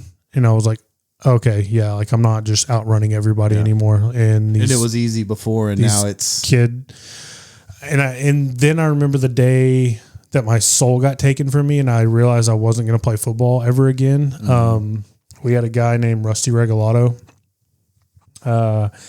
And he hit puberty in the 6th grade. And by the time we reached 8th grade, he was probably 5'10", 5'11", probably a $140, $150. Just for 8th grade, that's a huge kid. Yeah. He had a happy trail, like the whole fucking 9 yards. Dude, like you have to tell that. Dude, part. He was a full grown man. Well, yeah. If someone showed I remember when kids start getting facial hair, and I'm like, God damn, I'm going to school with. And the only reason I know that is because in 7th grade you start taking showers. Oh yeah, I know. It's not like you were sneaking peeks. Yeah, no. I understand. I went to junior high too. We were doing kickoff drills, and I'm running down on kickoff, and I'm running, and then the next thing I remember is I'm looking out of my ear hole. Damn, he twisted your whole helmet around? He hit me so hard that my helmet twisted. I'm looking kind of out of my ear hole. I'm missing a cheek pad, and my chin strap is about 5 yards the other way. Dude. And that was the day I was like, yep, I think I'm done. I think I'm officially retiring. I think I'm done. Yeah. I was like, not for me anymore. I think a lot of people had that moment. Mine was going to 2-a-days, and I was like, what the fuck are we doing this for? Like, we suck. Yeah. I'm not going to do 2-a-days in the Texas heat for this. Yeah. So shout out Rusty for pushing me where I needed to be. So I think obviously I finished out 8th grade, and then I played freshman year, and then soccer coach was like, hey, you're not going to go anywhere playing football. So why don't we just make the right choice and let's commit. And so I committed to soccer, and it was soccer ever since. So, so yeah, that was my delusional future that I thought I was going to have when I was in 5th grade. Let's just stay in that golden era and move on to this. Okay, yeah. So speaking of that, going through the same stuff, my mom had saved newspapers from when I'd made all-star teams on baseball. Remember back in the day they would print that up. They would print that in the local Red Oak or Ellis County paper.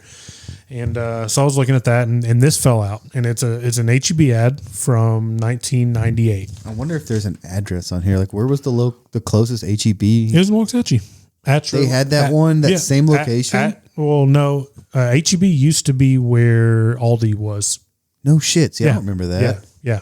See, Walmart was there, and that's as far as we went into town. Walmart was where Office Depot and all that is, and Tractor Supply.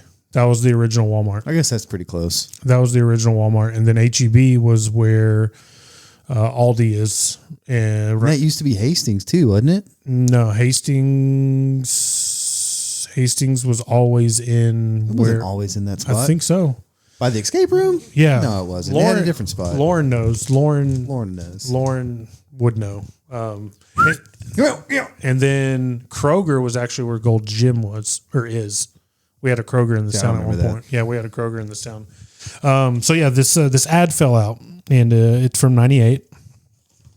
And I'm not sure what the date is, but it's in 1998. Oh, it's in July 17th, 1998. 27 years ago. 27 years ago. Ooh, they got a fajita meal deal. All right, so boneless skinless chicken breast. What is it now? Fuck if I know. $8-9 a pack. Sure. Yeah. What was it? What was it then? $1.99 a pound. A pound. Yep. You want some peaches? I love peaches. 77 cents a pound. Now they're $3.50. Yeah, and I should have pulled up HEB's website so I could tell you what they are now. You know what? I might do that, and I might just edit out the silence because I think you always say you're going to edit out silence. You don't edit it out. Horse shit, I do too. Horse shit, son of a. I'll never forget horse shit, son of a bitch. Jacob Walker, shout out Jake. We were at the pub and we were watching a Texas Rangers game. And the pub, you've been to the pub, it's a very chill vibe, family friendly. Yeah. We're watching a Rangers. It may have been a playoff game, and something happened. And Jacob, we had been drinking a while, and Jacob slaps the bar. He goes, "Horse shit, son of a bitch!" And Nikki was like, "All right, yeah, you can't do that. You got to go." And it's a kind of a small spot too, so like they could hear you in the entire building. Yeah, dude. All right. Okay, so let's do boneless skinless chicken breast. So boneless, if I can spell boneless skinless chicken breast. All right. $5.17 a pound. And was it $1.99? $1.99. Oh, okay. No. Let me do apples to apples. $2.67 a pound. That's not too bad. It's not too bad. It's only $1.99 there. Yeah. All right. So let's do peaches. They've got them in 1998. It was 79 cents a pound. What you should be looking at is home prices and the cost of land. That's true. Shit. It's true. They've got them for $3.10 a pound, and they were 77 cents a pound. Dude, society peaked. Yeah. Well, think about it. We, as recent as like 2015, like we had like actual dollar menus. We had 24-hour Walmart. That's what people are saying. Like, yeah, we had, you could actually go get stuff for $1 and then walk around Walmart. Like, I like doing this shit. I like going to Walmart. I wouldn't be an asshole. Late. But you can go there at midnight, do some shopping. Yeah. And so what if they were stocking shelves? I wasn't going to get in their way. Dude, I have a theory. It all started with when they shot Harambe. Yeah, that threw us off our timeline. Dude, when they killed Harambe, it's been to shit ever since. There's a lot of people that would agree with you. Yeah. Tombstone stuffed crust pizza, $3.99 each. Tombstone had stuffed crust? Way back when, bro. Dude. I think those are probably $9 now. 4-pack Cottonelle toilet paper, $1.99. Yeah, you ain't getting that anymore. You ain't getting that no more. And you got to buy quantity or quality when it comes to toilet paper. Yeah. So yeah, they got a salmon steaks for $2.70 or $1.19 a pound. Salmon steaks or $2.79 a pound. They got a boneless shoulder roast. So they got a beef roast for $1.19 a pound. Let's see what else we got here. That back page has got a lot. It's okay, you'll edit it out. Or will I? He's not going to. Oh, you want? How much are we paying for glizzies nowadays? Like a 12-pack? $5. 79 cents. God damn, we had it all. We had it all. I ate so many hot dogs on that trip, by the way. I was like sending y'all pictures of like me just grilling hot dogs. Dude, on the cruise, on the buffet, they had a glizzy station. I wouldn't even be hungry. Like a bar that you could just go and dress it up? Yeah, exactly. Chili, cheese, grilled onions, jalapenos, I'd put it all on there, mustard. Dude. I wasn't even hungry, dude. And I would just walk past and just grab one. And just as I was walking, just eating glizzies. I was a monster. I've actually come to terms with calling it glizzies now. I kind of like it. Yeah. So, they had some pretty good meal deals. $3.99 a pound for ribeyes, which you can't get that nowadays. Good Lord. Now that's a big difference. All right. So get this. 80 or 90-10 ground beef is $1.99. That's like $7.99 now. Oh yeah. 80-20 is $1.59. That's still $5 or $6 that's now. $6 or $7. Yeah. Center cut pork chops, $2.29 a pound. They got drumsticks, a pack of drumsticks, 79 cents a pound. You can feed a whole family on a pack of drumsticks, dude. Remember when $100 would buy you like your month's a whole cart worth? Like groceries? like you'd fill up your refrigerator, your pantry, and a deep freezer. Yeah. We go to Aldi like every week at least. Spend over $100. Kellogg cereal 2 for $4. So you got your Frosted Mini Wheats, Corn Flakes, Frosted Flakes. One thing I suck at being an adult is like, what do people eat all the time? Like you have to just recycle the same meals, right? Yeah, because like growing up and you're like, Mom, why are we having this again? And now I'm old and I'm like, I know exactly why my mom made this because she had a long fucking day at work and she didn't want to come home, deal with all this bullshit. Yeah, so we're having microwave meatloaf again. That's the hardest part is like coming up with the menu. That's what I tell Claire. It's like, I mean, I don't want to sit, but I'm like, you just want to make tacos again, and then one day we'll have spaghetti, and then we'll have hot dogs one day, and it's like, it's hard getting creative. Yeah, well, that's one thing I appreciate about when I'm when I'm kind of locked in on my diet and I'm eating healthy, is it's super easy. Like I don't have to think about it. Like I eat a protein source, whether that's chicken breast or chicken thigh or like 90-10 ground beef and a carb of some sort, whether that's like rice or potatoes, and then veggies. That's it. I mean, you probably have a list of 5 things you can have. But I mean, we try not to go out to eat, but it's just so easy. Well, and then like for us, like a family of 3, sometimes it's cheaper just to go out to eat. Like, we're dropping $180 a week on groceries to feed like, just 3 of us. Dude, we're so bad. We'll go pick up groceries and be like, get dinner on the way home. Like go to Whataburger. We do that. And I'm like, I just spent $100. We do that. And now I'm spending $40 here. And we don't want to cook. But and Claire's like, what do we get for dinner? Like, we just bought this food. I'm like, none of that food sounds good. I don't know what I was doing buying it all. We're going to tomatoes. We're going to fucking Mexican. We're going to eat Mexican food right now. Yeah, we do the same thing. But yeah, so we'll blast from the past. We went to On the Border while on our little trip. I haven't been there in forever. How was it? It was pretty fucking good, actually. They had $2 tacos, so me and Claire got like 8 tacos and just split that, and then got the kids like a little plate and let them split their plate because that's what we say. That's what makes sense, right? Yeah, just splitting meals, but it was really good. They had really good chips and salsa. Nice. We went to we wanted Mexican food really bad, and this was before I was still feeling bad, but that was the food. We went to Campesano's. Oh. That's my number 1 place, dude. And that's when I realized I had COVID because we were at Campesano's. Oh, no. Like, I can't taste any of this. Oh, that would suck, man. And all I wanted was some Mexican food. Cause that's my favorite. You couldn't get any good Mexican food on the ship. Which is weird. So I wanted Mexican food so fucking bad. Mm-hmm. So we get home Saturday, we unpack, we're just tired or whatever. And then Sunday, we get up and I'm like, I want some chips and queso. I want some fajitas, enchiladas, whatever. Get there, can't taste it. I'm like, fuck. I feel for you on that one, man. Because that's a rarity for me. I go there just a handful of times a year. Yeah. No. Next time we go, we'll holler at you. Maybe we can have like a family meetup dinner. Excellent. All right. I got questions. You ready? Yep. All right. Okay. A friend loans you $200 to gamble. Yep. And you win $200 million. How much are you giving the friend? $200 fucking dollars. Really? Okay. I have $200 million. What kind of friend is this? We just met, or it's like me and you? Me and you. I give you 200. I'll give you 10%. You can have $20 million. That's what I said. Okay, 10%. That's what I said. I said you give me 200. I win, or $200. I win 200 million.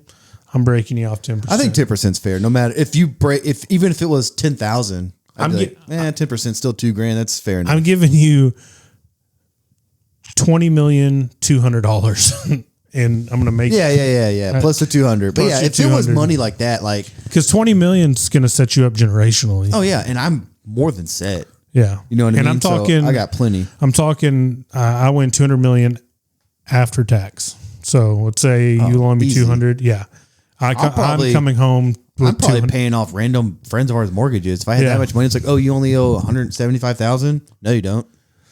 Because I have all that money. Yeah. So that's what I said, 20%. I would be the nicest rich person. Okay, so here's my last one. So did you have something, or is there something that you had that you used to have that if you had kept unopened or in pristine condition would be worth a lot of money today? So do you used to have something? Like a old toy or game or something. Did you have something that if you would have left it or Probably even just not. still had it would, dude, I had maybe a few cards. I had almost at one point a complete set of Gen 1 Pokemon cards. I'm talking Charizard holos, like the ones that were that would have been worth serious money now. I wouldn't be living here. Like, Shit, like that's what I was thinking. Like I had cards at times were rookies that I had maybe held onto and never got graded, and the values dropped. I had a Peyton Manning rookie that I traded. Well, that value still holds. Oh, that I traded because he was a rookie in '98. I was right in the height of like 7th, 8th grade when we were super into cards, and we were trading class. And I think I traded it for like an Achilles Smith because I was like, "There's no way fucking Peyton Manning's going to be better than Achilles Smith." Yeah, that's way fucking wrong on that one. That was the wrong move. Yeah, so I had like a Peyton Manning rookie card at one point, but yeah, and I held on to all my Ricky Williams rookie cards. I was like, Rick Williams, he's going to be the best back of all time. Yeah, Mike Ditka believed it. Yeah, traded every draft pick he had. So my two big ones were Peyton Manning rookie card, and then I had all the heavy hitters of the first generation Pokemon cards. Yeah, I mean, I don't know what else I would have. I didn't have like, I don't know what appreciates in value other than like cards that we would collect, like my Pogs. I had a really sweet Pog toys. collection. There's certain toys like Beanie Babies. Like I'm sure I had some Beanie Babies. I remember I had like the Princess Diana. Yeah, I had that like one. Like the Candle in the Wind one. I had a little Patty. I had that St. Patrick one. Yep. Those are the ones that I remember thinking like, okay, these are my special ones. Like they go over here. Yeah. They put the plastic tag on. Yep. And these are the ones I can put in weird positions and play with. Yeah. So probably those are probably my two big ones. I mean, the Peyton Manning thing wouldn't have been life-changing money, but the Pokemon cards sure a complete set like that? Yeah, we're talking six figures. Yeah. I want to say they burnt up. My mom's house caught fire, and I think they burnt up. And this is after I was an adult, or very late teenager, but a portion of her house caught on fire, and I think they burned up. So like hundreds of $1,000s literally burnt up. Probably.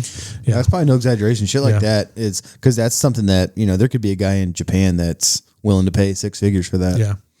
Like it's a global market. Yep. All right. My questions. Would you rather be a CIA or an FBI agent? CIA. I want the international stuff. Okay. So you're trying to like overthrow governments and like start coups. Changes. Yeah, start coups. You're pretty good at that. Yep. Do midgets give high fives or are they always low fives? It's relative. I think they're giving high fives. They're trying. I'm not going to take that away. I'm not going to take that from. You know what? On that subject, if I knock, why is it acceptable to knock on a door like this when it would just be so much easier to just knock like with your hand down by your side because your hand's already down there. But if somebody saw you knocking on a door like that, you're jacking off. Well, if somebody saw you knocking like that, they would be like, "What is that fucking weirdo doing?" Yeah, I was like, he's on a list somewhere. But why did we start doing? Why it looks more natural.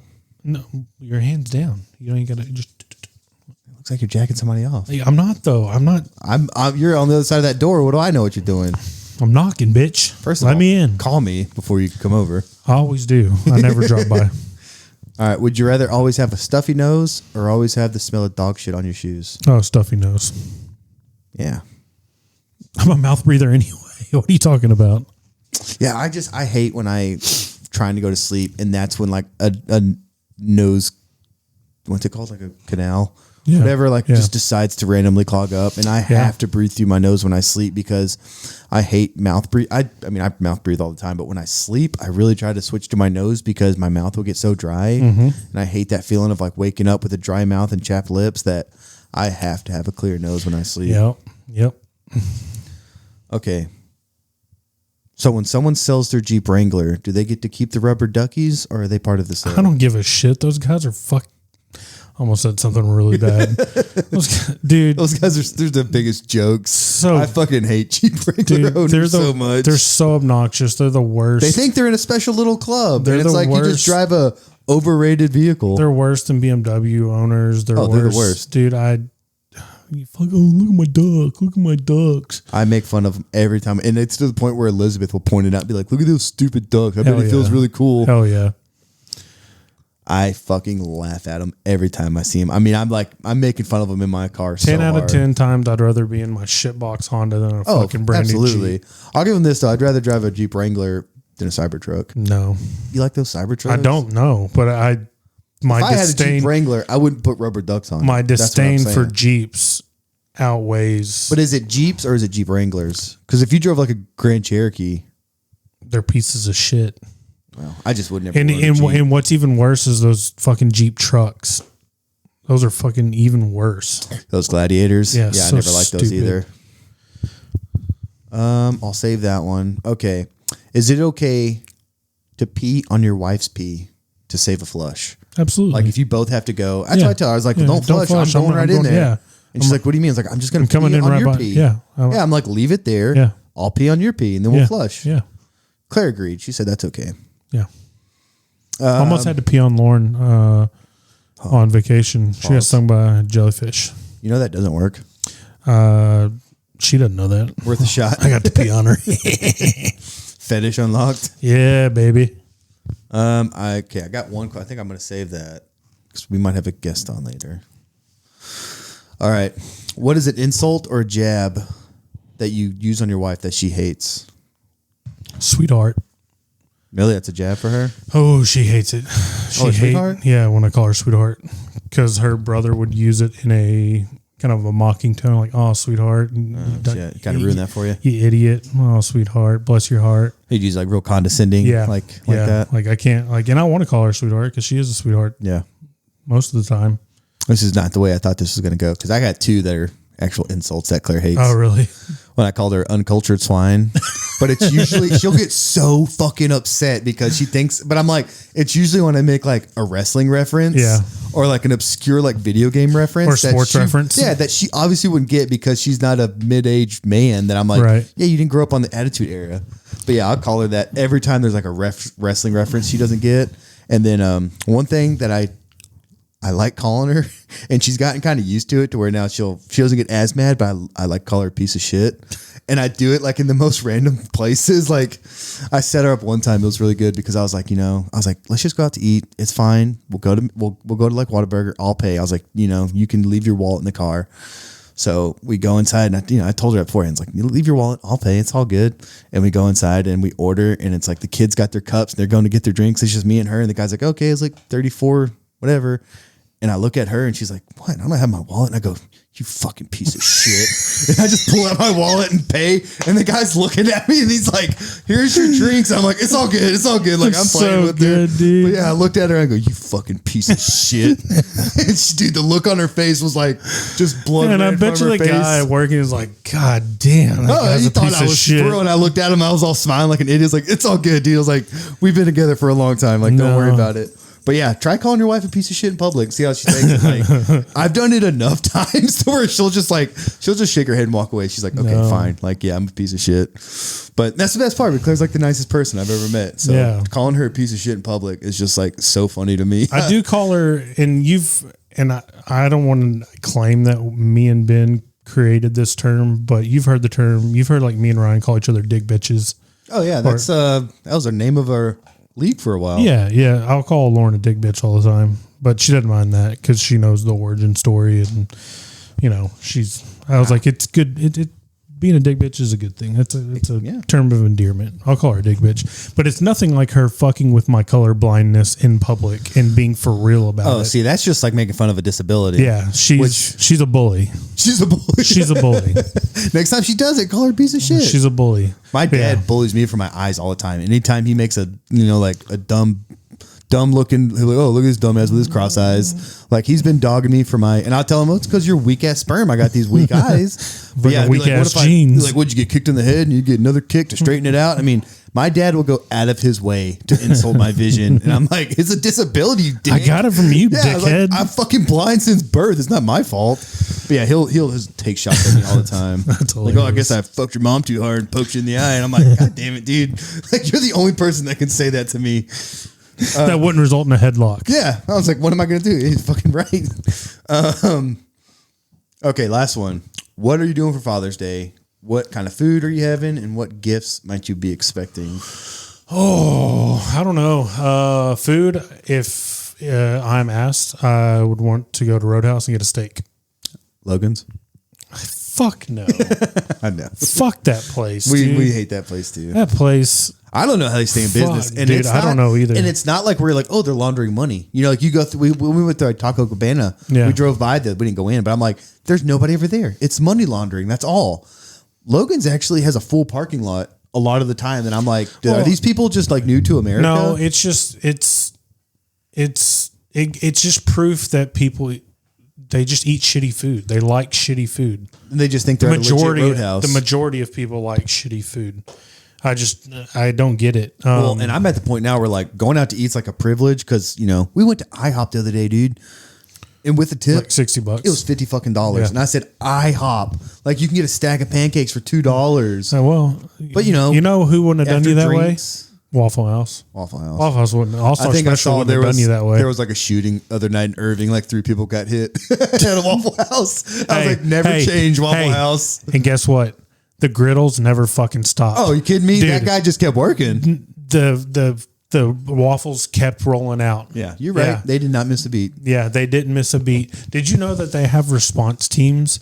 So, like, if an area is hit by like a hurricane or a national or like a natural disaster, FEMA? They have response teams that will pull volunteers from other locations to come work that location.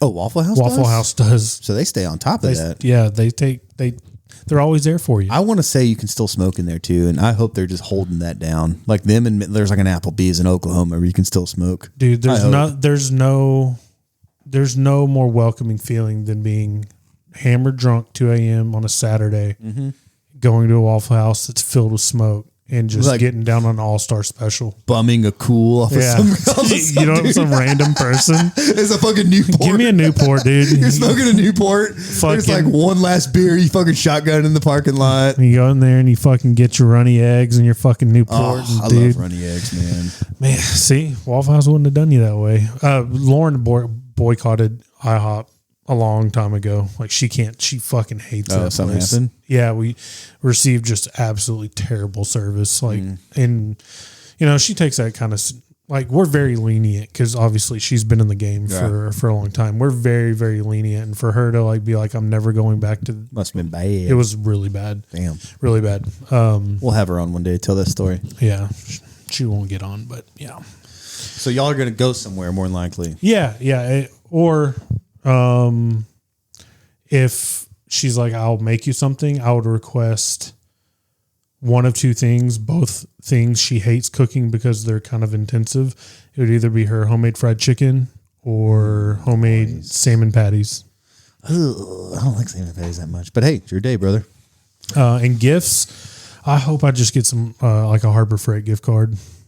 Nice. Yeah, because I've been, working on the Integra. Dude, next time you're going to Harbor Freight, let me know. Dude, I'm going to go. I go just to go. Yeah, that's what I'm saying. I go just to go. All the time. I love it.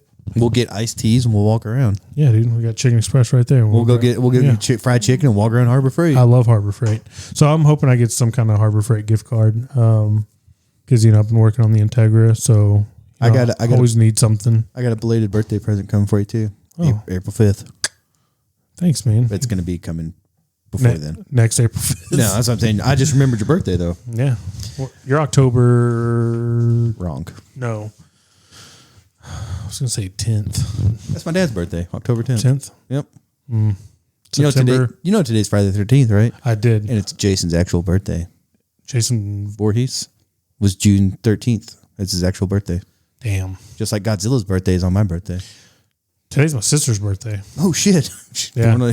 I called her. She didn't answer. If you hear this, what you want, I called. You didn't answer. You sent me a text message saying you're in a movie and you'd call me back and you never did. What movie did you go see? I don't know. Well, that sucks. She didn't tell me. Probably something, I don't know. I asked my sister, I was like, because she's big into scary movies like me too. And I was like, we're talking about it. I was like, what are you going to do tonight? She's like, probably watch a movie. I was like, cool. What movie? Because I want to watch, probably Clown in the Cornfield. I said, what the fuck are you doing with your life?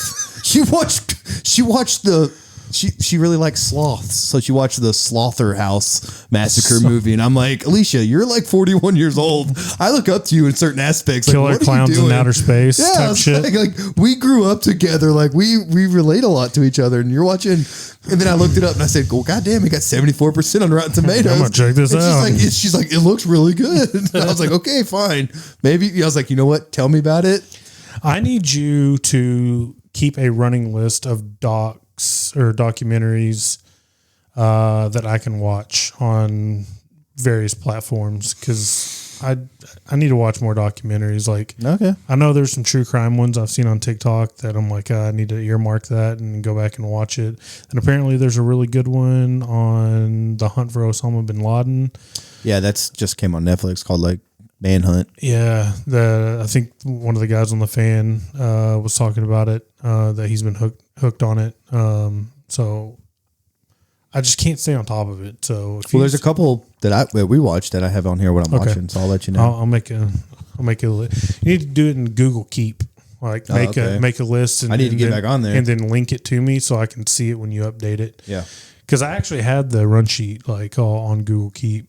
On the ones that we shared. I signed up for it. Yeah. Shit. Well, for me, for Father's Day. Yeah, what would you do? We already pre-planned it. So remember when Alex asked us what's good at Tuscan Slice, and I said the shrimp fettuccine Alfredo? Well, I just bought everything I needed for that. And, I did a pickup order with like, I don't know, not ragu, but not like the bougie shit, like right in the middle, like a $5 can. Right. Not an $8, not a $3. I always go right in the middle. Right. So I got the middle can, and then I bought like some Argentine.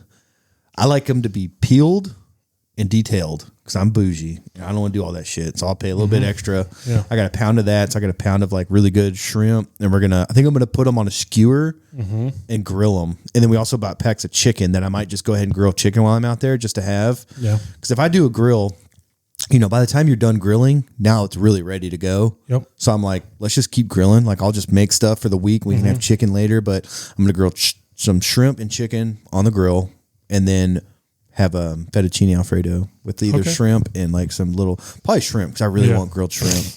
But yeah. And then for gift, I listen to audiobooks, 8 hours a day. So I burn through these earbuds that I get, and it's this certain brand that's a no-name brand. I don't know, but I like the way they feel, and I can get a good 8 to 10 hours before the battery drains. And I've been noticing lately, like it's more like 7 or 8 hours before I get my low battery alert. So which happens after, a year of 8 hours a day usage of these. So I told her, this happens before I just order a new pair, and it happened to happen recently. So I told her to get me that, and then a bag of the greatest beef jerky I've ever had. Oh, which reminds me, I don't know if it was a question or Hilda Dion. Maybe Hilda Dion. But remember I asked a question, so I guess it was a question last week or last episode, if you could have any company like sponsor us. Yeah. I changed my mind. It would be Tillamook, because they make the best beef jerky and they make excellent cheese. And I could just eat beef jerky and cheese. Have you had their ice cream? Is it good? Oh my God. See? I was like, things that I love: cheese, beef jerky, and ice cream. It's so good, dude. And it's like high quality. Yeah. Like, that's what I like about it. It's like, I actually believe like quality matters on beef jerky. Yeah, absolutely. And I got this bag, and me and Claire took it with us on our trip, and I was like, I'm never going to buy any other beef jerky. And I ordered like 2 more packs since. Powerhouse. Because I got one for my dad. So I got my dad a bag, and he likes the salt and vinegar pistachios, which are my favorite. Yeah. A bag of that. And then I got him a key, whatever. What goes on your key ring? Little keychain. Yeah. For the Bronco. So it's a Bronco one, because he just put that in the shop too, and he got it painted. Oh, nice. It looks really fucking clean. Nice. Yeah. I like he got to the see dent pictures. out. I'll show you in a little bit. But so he got the dent work done, and then he got the full body done, and it has like the side, what is it called? Like a little streak. Like a pinstripe? Yeah, I'll just show it to you. But everything was the original of what he had. So he had the same siding. It was like navy blue with like a sandy colored siding. Nice. It looks really clean. Oh yeah. Hell yeah. That was my questions. I had hills. If you had hills, I don't have hills. People who use handicap spots, like I feel like you should just have to like prove your disability. Like, I hate. I see people like pulling the handicap spot and they just get right out and walk. They'll get out and they'll beat me to the fucking door. Yeah, and like I'll get out of my car and like I'm walking with a little hitch in my giddy up because like I've sat wrong and I'm almost 40. And I can sleep wrong and I don't walk. Yeah. And like, I just see these people and they don't always display their little placard and they'll pull in and then put it up there. Like, I don't know. I feel like you should have to fucking prove that shit. I don't know. Pisses me off. Especially when it's, if they're like in a hurry, they won't even they don't even have one. I think they won't even bother about putting it on. They'll just get out. Yeah. And I don't know, dude. I would just feel like a piece of shit if I did that because I'm like, who's to say that a veteran doesn't pull it behind me? Dude. Who needs that spot? It's my fear of like, I like the big stall when I'm shitting in public, but my fear is one day seeing those fucking wheels pull up to the fucking door. So fucked. And I'm just able-bodied Matt, just shitting and I just want to shit in luxury. You're just coming out like bowing, like my apologies, my apologies. I'm so sorry. So sorry. And just, yeah, I get it. That would be me too. So that's a legit fear though, because I get that. All right, hills to die on. Boxers as dogs, they're fucking ugly. I don't like boxers. I disagree. I don't think they're very pretty. There's one on my route, and he looks like he got in a fight with a lawnmower. He's so fucking ugly. I'm sure he's a good dog, but I look at him because we're looking to get a new dog, and I'm like, God. I would immediately rule out boxers. Oh, we have to have a small dog anyways, but dude, that's so good. He's just an ugly dog. This came from the other night. We were watching a show. It was like one of those courtroom shows. So if a defendant interrupts during a victim impact statement, I believe the family should be allowed one free hit, and they get to pick a family member of their choice to give that hit to the defendant. Okay. So like if someone like killed a family member, right? And that's tragic. And you're giving that story and they're over there like mocking you. How do you not just want to like punch that dude? And it'd be like, all right, whoever my biggest cousin is, Michael, you're a Marine, get over here. Fucking punch this guy as hard as you can in his ear. And that should be fair. If you're going to mock me during my victim impact statement, I get one, the family gets one clean hit on you. I like that. Last one I got, there's no greater cock blocker than one's own child. I think we brought this up before. Yeah. You can play your cards perfectly, line it up, and then your kid can just ruin it in a heartbeat. And that happens to us all the time. That goes for Jay and off too. Like sometimes, I'll power through that. Sometimes, like I'm ready to go. They're like, "Dad, get out of my room! Shut up! I'm almost there. This is my house." I just can't. I'm like, oh, fuck, it's over. Like, whatever. Dude, I've tried it, and then like you hear like the door open, and the kids are coming in. You're like, okay, well, guess I wasn't home off just in time. I'll try again another time. No, you're right. They're a good cock block. Oh, they're the ultimate fuckers. I love them. Yeah, love them. I don't need any more of them. No, I don't know. Kind of wish I had one more. I really wanted one more. Time's passed, though, man. Yeah, well, obviously it's done. It was done 8 years ago. Didn't Lauren not have the easiest pregnancy? Yeah, they're at the end. She had preeclampsia, and Landry was a month early, so they took him early, for her health and safety and his. So, and when I think if maybe that hadn't happened, we would have tried again. But yeah, we've just been, Well, Claire's recently been saying how she wish one of my sisters or her sister would have a baby because she's got baby fever. Mm-hmm. I'm like, don't fucking look at me. Yeah, no. I will go get milk and not come back. I'm done having kids. I love my kids, but I'm fucking done having kids. Just go get snipped, bro. I told her I would do it, man. I really should. I think the procedure nowadays is like very... I need to ask Eric about it because he got it, right? Mm-hmm. I was so dumb. I was like, well, does anything not happen? I just won't have swimmers, right? Yeah. You'll still make a mess. The gun will fire. Yeah. They're just shooting blanks. Yeah. I was like, someone explained it to me. I'm like, okay, I'm glad someone explained it to me like I'm a fucking idiot because I really needed to hear that. Unless you're Alec Baldwin. Or was it Alec Baldwin? Yeah, he killed somebody. Yeah, he definitely killed somebody. And Brandon Lee. He got killed. Yeah, he did. Yeah, no, I'm glad. My niece had the little guys. Yeah, I'll just tell Claire to go hang out with them. And I can't wait. She keeps saying like, "Oh, I got baby fever so bad."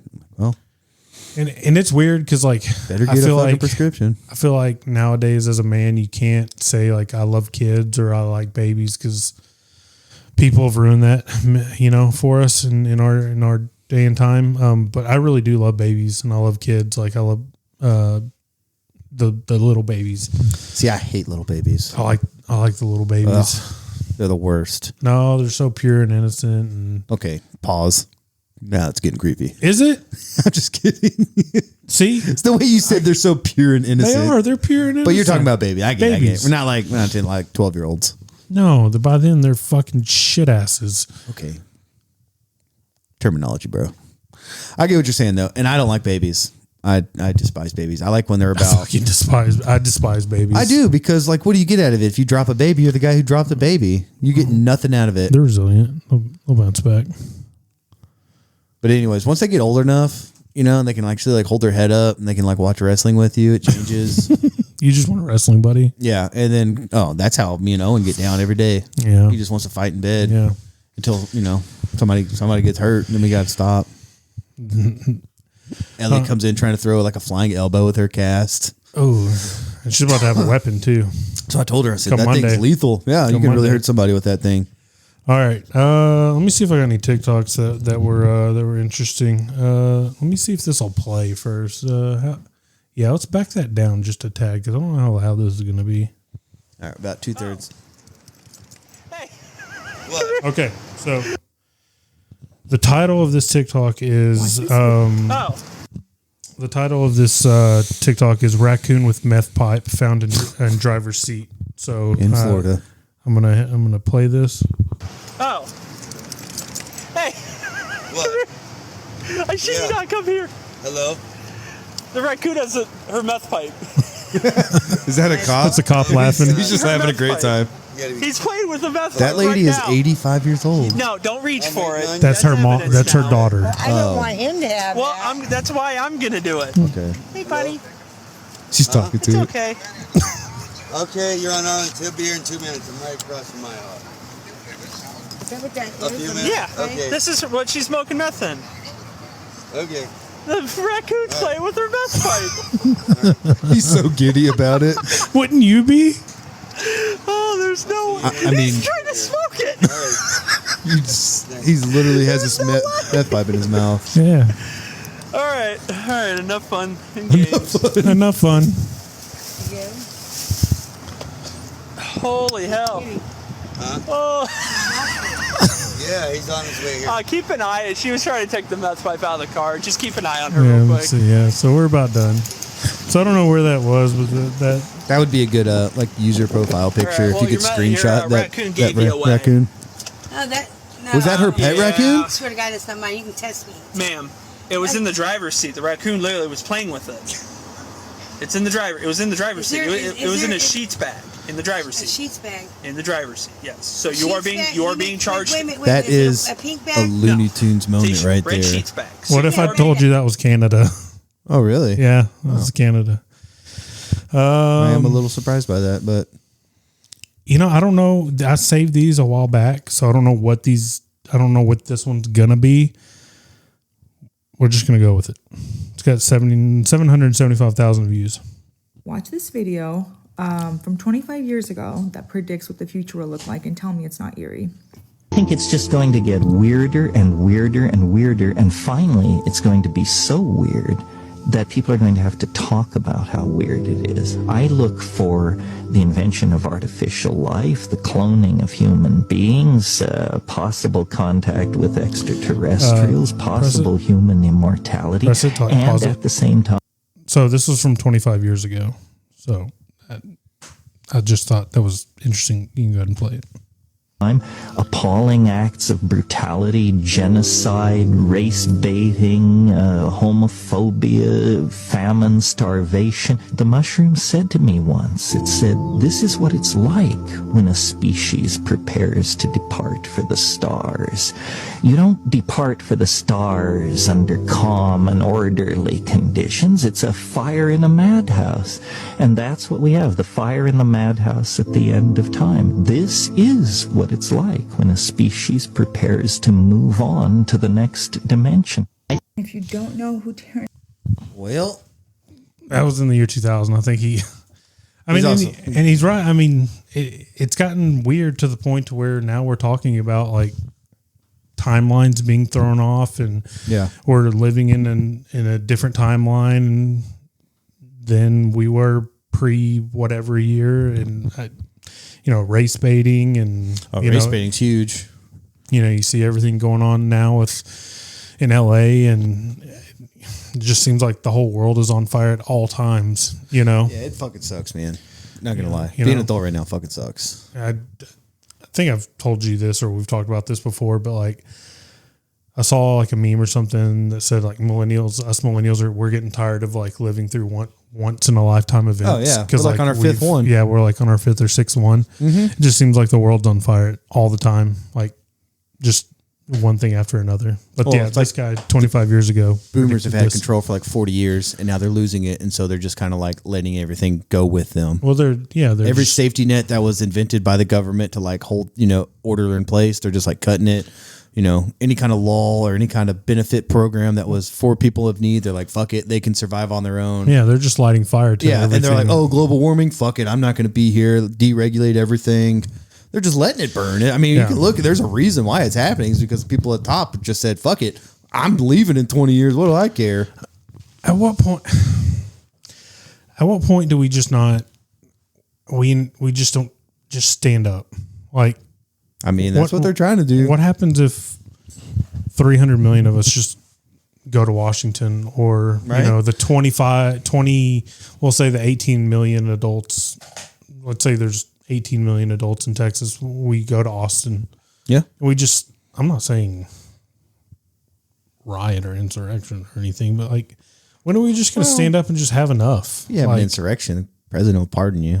So there's precedents. When you get money, right? Yeah, actually, Babbitt's family got millions of taxpayer dollars. But yeah, I see what you're saying. I mean, it's all strength in numbers. It's been a class war since Reconstruction era.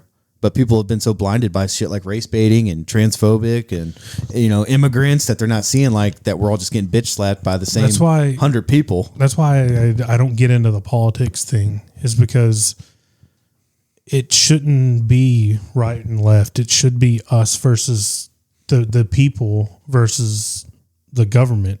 Well, the people that are in government were elected to represent constituents, and I don't feel represented by the people that were elected. It doesn't matter if they were elected from a different party of mine; they still represent me, and they should have my best interests in mind. And they have, they don't. They want to go with their lobbyist group or whoever gives them the money. Yeah. So it's super PACs that run the country. It's not elected officials that have in my best interests in mind. I think this candidate worship and this party worship that we see, like, I think having a government job should be looked at as like, it's a public service. Yeah. Like they shouldn't be held to the standard that they're held. Like it should be like, well, you shouldn't also be you work in government. And people shouldn't go into a political office and come out years later with $20-30 million. Like they openly do insider trading, which is completely fucking illegal. Yeah, well, you can follow the stock profiles of these people, and they've had better years percentage-wise than Warren Buffett. Well, somebody came up with an app that will allow you to buy the same trades as Pelosi, because like it's like it's both sides of the party now where they're like, it's like just I'm not trying to say bet or gamble, but play the market like they would, because they know you can buy the same stocks. And which is because it's freedom of information, so you can find out what they're putting their money in as soon as they get these they have these committees where they're on special judicial committees where they're like talking about these things, like, okay, so this is what we're going to move on to next, and they know this is going to make big money. They have insider information, so just bet like they do. Yeah, I don't know. I just like, when is enough is enough? Like, when is it enough? Like, I'm tired of the two-party system too. Like, it's ridiculous how we have either party A or B, and both of them seem to fucking hate me. They suck. Yeah, so it's literally the lesser of two evils. That's like South Park did. It's either shit sandwich, or what was it, like something about like a shit sandwich and a douchebag or something. All your two choices are. It's just, I don't know. Like, when is it, like, I don't know. We're taxed to death. Like, oh, the taxes are going up too, man. For the middle and lower classes will be paying more. I watched the TikTok and I should have saved it, but the guy was like, you go to work to earn money that you're taxed on, to drive on roads that you're taxed to drive on, in a car that you were taxed to buy. Well, how do I buy? How do I have to fill, pay sales tax on a car that's had 4 previous owners than me too? To fill and then you got to put gas in the car that's taxed, and then you're taxed when you die, you're taxed when you're invested, you're taxed from beginning to end. Like when is it enough? And you know what would be okay? That you could make the argument it would be okay if every fucking dollar that was taxed stayed within our borders and actually went to the betterment of our people instead of giving money away to other countries, which to an extent I agree I'm okay with. But when we're giving out, we have to put out our own fires here before we start going elsewhere. Yeah, I agree. So it's like, okay, I get like a hurricane just hit this area. We can give them a little bit, but we've been giving like $5 billion a year to Israel for like the last 40 fucking years. Why are we making that investment? Yeah, that, and there's other like stupid programs. Like I don't know if this is true or not because it's the internet, and I don't know if anything's ever true. But like, it's like $20 million to research the sperm whale population in Greenland or something. It's like you hear these programs that we give all this money to, and it's just like, where does my money go? I feel like a lot of that happened in Eisenhower's administration where they were like, look, we are fucking crushing it right now. We just won World War II. We got a surplus of money. That's when they were taxing the rich like 80, 90%. And the corporate rate was like almost 80, 90%. So the wealth was just being taxed at an incredible rate. And they were using all that money to fund back into the country. That's how they got the interstate system. Yeah. That was Eisenhower's idea. Well, it wasn't his idea, but it was his goal to make that for military, to make it easier to ship from military from side to side, because that's what Germany did with the Autobahn. He was like, this is awesome. So he built the interstate for that purpose, but look what it did for us with our industrial age to just move stuff from side to side, from coast to coast. Yeah. And they were investing so much of all this extra wealth they had into the infrastructure of America. And that's why we have all these buildings that were built post World War II that are beautiful and still are a monument to our country. And we haven't done shit since. Yeah.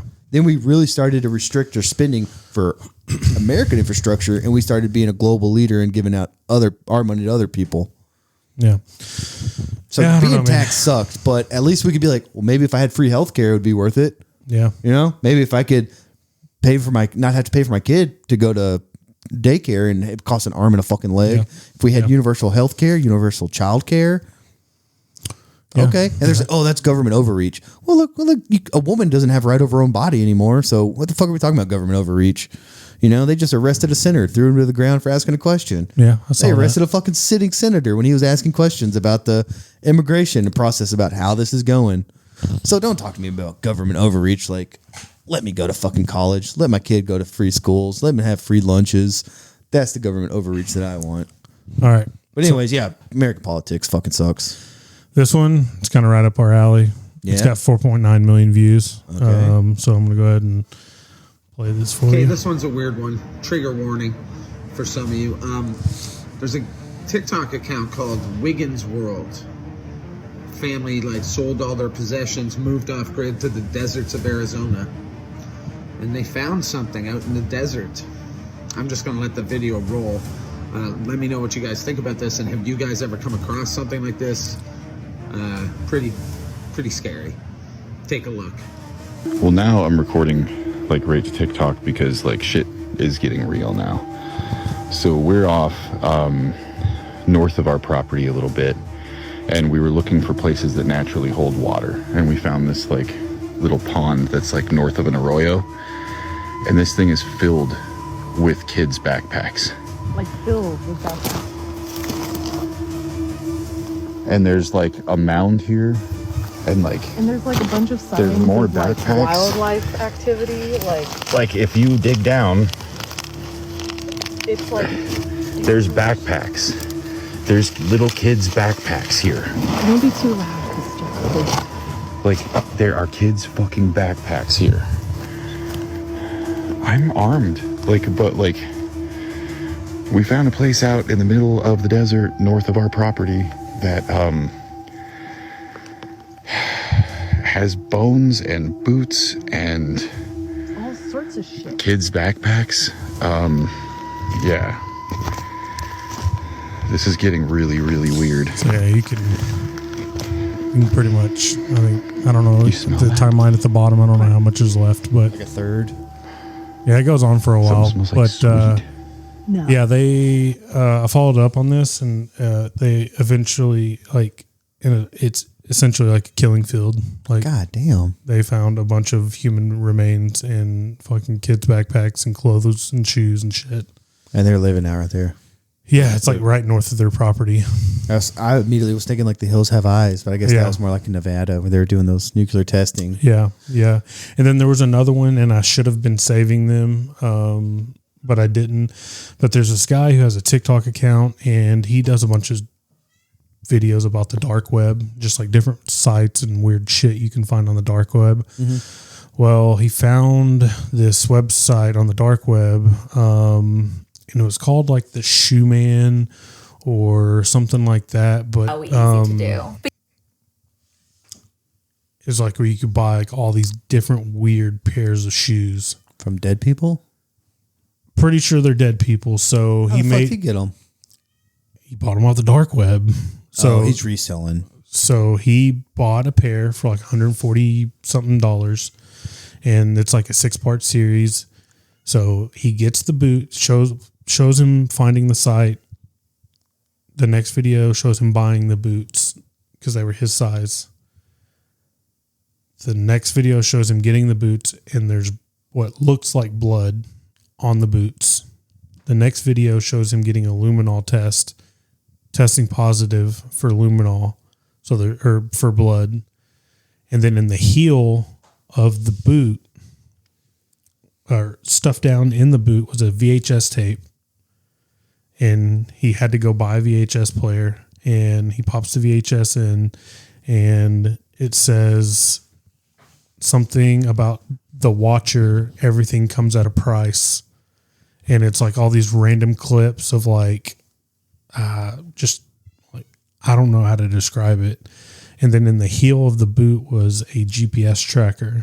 They had hollowed out, and they had put a GPS tracker in the heel of the boot. Fuck that. Yeah, dude. I wish I'll find it and I'll show it to you. Like the Watcher, like that New Jersey family shit they had. He just claimed to be the Watcher. That's what made me think of it. But if I buy boots off the dark web and I find a GPS in them, we're out of here. Yeah. That's like some serial killer I want to show it. shit. Hold on. I want to show it to you. I'm going to stop right here and find it. Hold on.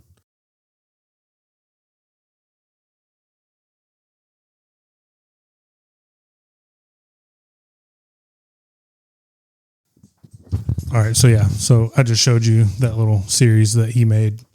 Yeah, that's terrifying. Yeah. That's fucking weird. Yeah. Don't like that. Don't like that at all. So, yeah, the dark web is, and he has different videos of like different sites where, you can buy everything from hitmen to ecstasy and drugs and wet work. Yeah. Yep. Yeah. He shows all kinds of dark web stuff. So, yeah, that was definitely weird. That was kind of right up our alley. I should have been saving those as a song, but it was just fascinating ride that he took us on. That's terrifying. All right. Let's see. You want to get into some cowboy stuff? Talk some quick Cowboys. What's the runtime right now? Oh, we're up there, bro. We're already at 2 hours. We're up there, bro. Let's see. Oh, yeah. Oh, yeah.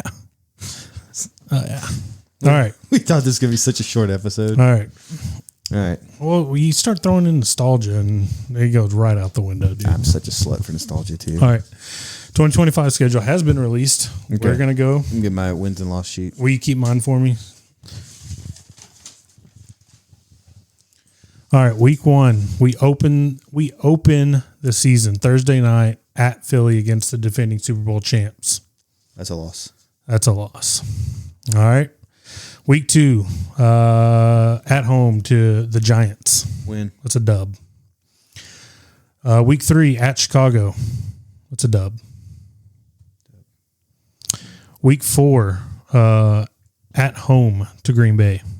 Sunday night football. We'll take that one. I think that's a dub. Then we go week 5 at the Jets. It's a dub. Who's their quarterback now? The Jets? Yeah. Did they draft or are they? I don't know. I don't know either. Oh, we'll take that win. don't know who their quarterback is. Week 6 at Carolina. I'll take it. I think we slip. You said that last year against Carolina too. Yeah, I think we slip. All right. Taking that as an L. Because, I don't know, I don't know. I think I've given them too many wins. I'm learning from last year. Week 7 at home to Washington. That's an L. Yeah, I'll take that L. Have you seen Deebo Samuel, though? He's fucking fat. He's fat and slow. He's fucking fat. $20 million receiver. As I'm sitting here looking like I do. As we're breathing into the microphone. He's a pathetic loser. You know what? I don't want to give him 3 straight losses, but the next one is at Denver. Traditionally, we never play well in Denver, but okay, you know what? I'm going to go W on that one. And I'm going to amend my Washington because that's a home Washington. That's a home Washington. Okay, I'm going to say that's a win, actually. What did I say? Loss? You said loss. Okay, yeah, I'm in mine. I'm going win. I think we'll lose at Washington, but we're going to win at home. That's how I'm going to do it. Okay. Oh, so we both got dubs. Week 7 at Washington, at home Washington. Week 8 at Denver. That's an L. 8 was that? Mid-November? It's pretty fucking October cold. 26th. Okay. Yeah, it was close. I'll say an L2 at high altitude. We just never play well there. Yeah. It's historically true, right? Yeah. Like, what did we play a year or two ago? And they were talking about it, and like, Detroit or Denver sucks. But like, I think it was Broadus, and he was like, "Look at the history. Look how we play up there. We like, don't play well. Up it is a history of there was not like traveling well." There was like a Romo game where we got ran on up there. There was an early Dak game where we got beat up there. All right, our first Monday night game is Week 9, right before the bye versus Arizona. That's a win. As much as I'm like, see, Kyler, you think Carolina could triple them up, and I feel like Arizona could. Yeah, and they have in the past. I will actually take that L. That's gonna be my weird loss of the year. That's I'm taking a dub. So what's your win-loss record at the bye week? We have the same record because you have now 3 losses. So 1, 2, 3, 4, 5, 6. We're at 6-3. 6-3. Okay. Monday. So our next game, we got the first Monday night game, Week 9, Week 10 bye, Week 11, another Monday night game at Vegas. We get to see our boy Ashton Genty. We haven't traditionally stopped the run very well, but they don't have a quarterback. I was gonna say I take that win. All right, I'm taking a win as well. Now, here's where shit gets fucking tight. Okay. Sunday, Week 12 at home against Philly. That's a loss. Damn, I hate to lose to Philly twice. We will, though. Yeah, I could see it. Is this don't we have a stretch of like 3 games in 12 days? I'm getting, Okay. Thanksgiving at home against Kansas City. Mahomes, Kansas City. That's a loss. That's probably a loss. Yep. Thursday, December 4th, Week 14 at Detroit. That's an L. I was wondering through like the first 6 weeks. I was like, okay, I'm doing it again. I'm too much of a homer. Yep, no. I have us going 1-6 on this stretch. So December 14th, Week 15 at home against Minnesota. That's Sunday Night Football. That's an L. I think you lose 4 straight. I'll take a win. Week 16 at home against the Chargers. It's a win. I think that's a dub. And then Christmas Day at Washington. I'll take an L. You know, I think we sweep. No, we lose. We lose. That's it? Nope. And then Week 18, we don't know because it's a flex game. It literally says TBD flex game. Have we played the Giants twice? We're at the Giants to close the season. Okay, that's a win. That's a dub. It'll be Jackson 1, Dart by 2, then. 3, 4, 5, 6, 7, 8, 9. So what is that for us? 9 and 8 is my prediction. 1, 2, 3, 4, 5, 6, 7, 8. You have us going 8 and 9. Well, we're at least kind of realistic. So I had 6-3 at the All-Star break at the bye week. Yeah, I just think the stretch of Philly, Kansas City, Detroit, 5 Minnesota, that 4. Well, not even Minnesota. Wait, say it again. Philly, Kansas City, Detroit, Minnesota. Okay, yeah, Minnesota did go like 15-2 last year, something crazy. But they're gonna have JJ McCarthy, and we don't know if he can play. I saw a list, and of course these lists are bullshit, and it was obviously a bullshit list, but it had McCarthy as the 12th best quarterback. He hadn't played it in the down. NFL. That's what the comment said. It was like, this guy literally hasn't thrown a ball in the NFL, and he's better. They're saying he's better than like the guys that have made Pro Bowls at this point. You know? Yeah. It's just fucking stupid to me. The New York Jets quarterback is Justin Fields. We're okay there. Oh yeah, because they got Fields and Winston. Tyrod Taylor. Or no, wait, who went? Winston is with the fucking Giants. Yeah, because Winston and Wilson went there. Yeah, with Jackson Dart. Dude, I wanted fucking Winston here. Even though... Oh, I would love that. Even though everybody is raving about Joe Milton. Oh, yeah? I know it's mini camp. I know they're in shorts. How fun is that going to make the spring training games, or not spring training, but preseason preseason games? Oh, ton of fun. Because I'm like, I'll watch, by the time spring training, God damn it, preseason rolls around, like I'm already like fully bricked up. Do you know the name? I bet you can't guess the name of the 4th-string tight end for the Jets. I'll just save it. His name is Zach Kuntz. Kuntz. Yeah. So, like, is that Dieter von Kuntz's kid? I don't know. Zach Kuntz is their 4th-string tight end. They got Mason Taylor, which is Jason Taylor's son, as a projected starting tight end for them. Oh, he's projected to start? Yeah. Randy Moss's kid was a Thaddeus Moss? Thaddeus Moss, yep. I don't think he did much, though. Nah, he was... Everyone's like, oh, shit, that's Randy Moss's kid. And you know he sucks because that was all you fucking heard of him. Yeah. Yep. All right. So let me get back to my little notes here. Okay. So I won't go into it. We traded for George Pickens. I think it's a great move. I think it's a move that says, hey, and people who were bitching about it, I was like, did you not want a playmaker? Did you not want to move? Like, this is what we talked about. Yeah. Because I mean, if you take Lamb out of the equation, you are looking at a receiving core of the Jalen's, Tolbert and Mingo, and the other Jalen Brown, Jonathan or Fournoy. I mean, you would look at this and say, this is the worst receiving core in the history of the franchise. Yeah. So if you took those guys out, you'd be looking at this as a fucking, and you say, okay, who's our running back? Oh, we're fucked. Yeah. We're so fucked. It needed to be done. But now you got Lamb and Pickens, which immediately vaults you into top 5 wide receiver combos in the league, if not top, maybe top 3. And you know what? And it's going to free up. You got to guard somebody, so it's going to free up Lamb. From what I'm hearing from minicamp, they've had some formations where Lamb CD is actually being able to line up on the inside, and give me some fucking CD Lamb on some linebacker fucking. He'll eat that dude, up. That'll be a nasty. Can't fucking wait. So just to recap the deal. We get Pickens and a 7th, and then we sent a 2026 3rd and a 2027 5th. And we get Pickens and a 27 6th. And if you look up what they gave up for Mingo, it's like, this is what we should have done all along. Yeah. That Mingo trade, and that was after Dak got hurt last year, and we're like, I remember thinking like, this is just Jerry making a move for the sake of making a move. Yeah. Like, to say, oh, look what I did. Well, yeah, to stay like, oh, okay, well, we need to be in the news today. We need someone to talk about the Cowboys. Yeah. Because shit's looking grim. And it's like, that should have been where you folded it. You should have said, Trey Lance, put your helmet on, get us that top 5 pick. Yeah. Like, we're gonna get Abdul Carter this draft. Yep. We're gonna have the 2 best edge rushers in the league going at it. Yep. You know, okay. Instead, we got a guard. Although the kid we got in the second, in the kid from Boston College.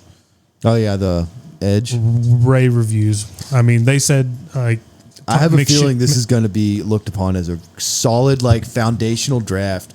You got you got 2 guys in the trenches. You got a corner that would have went in the first round. You got a running back that's probably the fastest running back at the draft. McShay said, like, this. I loved our draft, dude. As a Raku, they're like, he's plug and play, like, ready, like he's a pro, like he's a pro. Was he injured at Boston College? Because how do you get a plug and play edge rusher at like number 45 or 44 or whatever we were? And then didn't he like? I know the guy from Marshall, Mike Green, led the not the BCS, that's old school, FBS. But I'm pretty sure Ezraku was like right there. Yeah, He's very good. He's that's what they're saying. going to They're be like, good. if this guy was at insert college, he's a top 10 player. And then you got Sam Williams coming back, who you hope can bring something. You got Nealon. And then, you've got Overshown coming back hopefully by October, but realistically November. Mia Fowl, who I like. And I forget. Did they bring back Kendricks? No. So that linebacker core is kind of... Oh, but we got Sanborn. Yeah, and which I like him. I'm going to... He gets brought up here. But going back to Pickens, apparently, I forget who it was. It may have been... it was one of our corners, but one of the reporters said that, like, he was unguardable and, like, he posterized one of our corners, and one of our corners got butthurt on Twitter and said, hey, why don't you talk about all the times that I did this, that, and the other? By Diggs.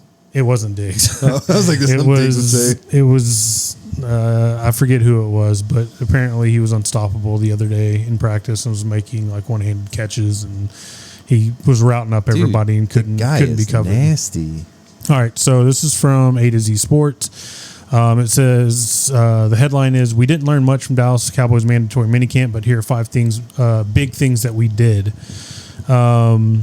First one, Deron Bland might play in the slot. Based on multiple reports, Bland practiced in the slot for the majority of OTAs. That could foreshadow some serious contract drama as the all-pro cornerback is entering a contract year, and the financial downside to playing inside exists.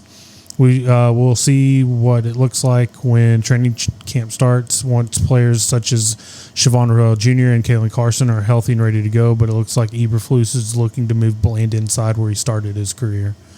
Number 2, Jack Sanborn is likely to start at linebacker, excuse me. Speaking of Eberflus's defense, multiple reports point to Sanborn as the projected starter at middle linebacker. The former Bear knows Eberflus's scheme, and even though he was a breakout candidate with the Bears, he's looking like a starter for the Cowboys. Once Week 13 comes around, DeMarvion Overshown's projected return date, the lineup might be shaken up, but right now it looks like Maris Leofau and Sanborn will lead the way. I'm okay with that, actually. They said Leofau looks really good, too. I liked him coming out. I think we both did. Yeah. Number 3, George Pickens is loving the Cowboys. Pickens didn't ask to be traded to the Cowboys. Considering the attitude allegations from his days with the Steelers, that could have translated to trouble. But so far, Pickens has been proving to Dallas that he wants to be here and he's committed to learning the offense. Dak Prescott and Brian Schottenheimer have praised his work ethic, and that alone says big things about Pickens, who we all know has the talent to make an impact. But it seems his head is in the right space, too. So, speaking of Schottenheimer, I feel like he's a boomer bust where he's so likable by the team. They're either going to play for him or they're going to walk all over him. So, like Wade Phillips was so likable. It was Camp Cupcake. And I hate that it would get to that point. But so here's number 4. Brian Schottenheimer is different. Key word, different, not better, but he represents a change. Will the culture and energy that is being discussed by everyone matter in the win column? Probably not as much as fans would like it to, but at least it's refreshing to see how he's attacking the opportunity of a lifetime. You never know what to expect from head coaches, but I don't judge Cowboys fans for buying into Shotty's pitch. And all I've heard is great things about the culture. Like, I've been listening to the fan. We shit all over the guy when it happened live. Remember we recorded with Alex and Cisco, and we're like, oh, God, nobody wanted this guy. But then you learn about it, and you're like, okay, this guy really wants to change the culture. He wants the players to like him, but hopefully they respect him at the same time. And he's trying to change the culture in a good way. Well, and he comes from family pedigree. He comes from pedigree, and then they're talking about how they have ping pong. Like the ping pong table is super competitive. Like, and Shotty said in a press conference, he goes, he said somebody brought up the ping pong table. He goes, it gets pretty competitive. He goes, but I want Micah to get in there so I can beat his ass too. And it's just like, it's refreshing to hear that. Like, Jason Garrett wouldn't have said that. No, and McCarthy wouldn't have either. But everybody's loving the energy. And we talked about the people that he brought in were people that he either respected or admired or wanted to learn from. Yep. It wasn't just like, hey, that's my buddy. Yep. He's coming here and we're going to just hang out. He's like, I've always respected the way he went towards, like built around a game plan or, molded a game plan around these people. And it just seems like he really wants to win. And obviously I want us to win too. Yeah. And last thing, Joe Milton is QB2. Milton got the majority of reps behind Dak Prescott at minicamp, and OTA is confirming that he's in line to back up Dak over veteran Will Grier. Though it was easy to assume that the Cowboys traded, it was easy to assume this given the Cowboys traded for him. It's more than Trey Lance managed to do in 2 years with the team. Oh yeah. Then it says a few more things. One, Micah Parsons showed up in practice. You've got to respect that. Linebacker Damone Clark is getting some love from Schottenheimer. Cornerback Khalil Elam, who we traded for. And what happened with Clark, by the way? Was he a high potential but got hurt guy? Because he was hurt guy coming out of college, and he just... Because I liked him. I was like, oh, speedy, pass coverage, you know. Yeah, he was just hurt guy coming out of college, and he just never kind of lived up. Because Overshone, obviously, we love him. And Leah Falcon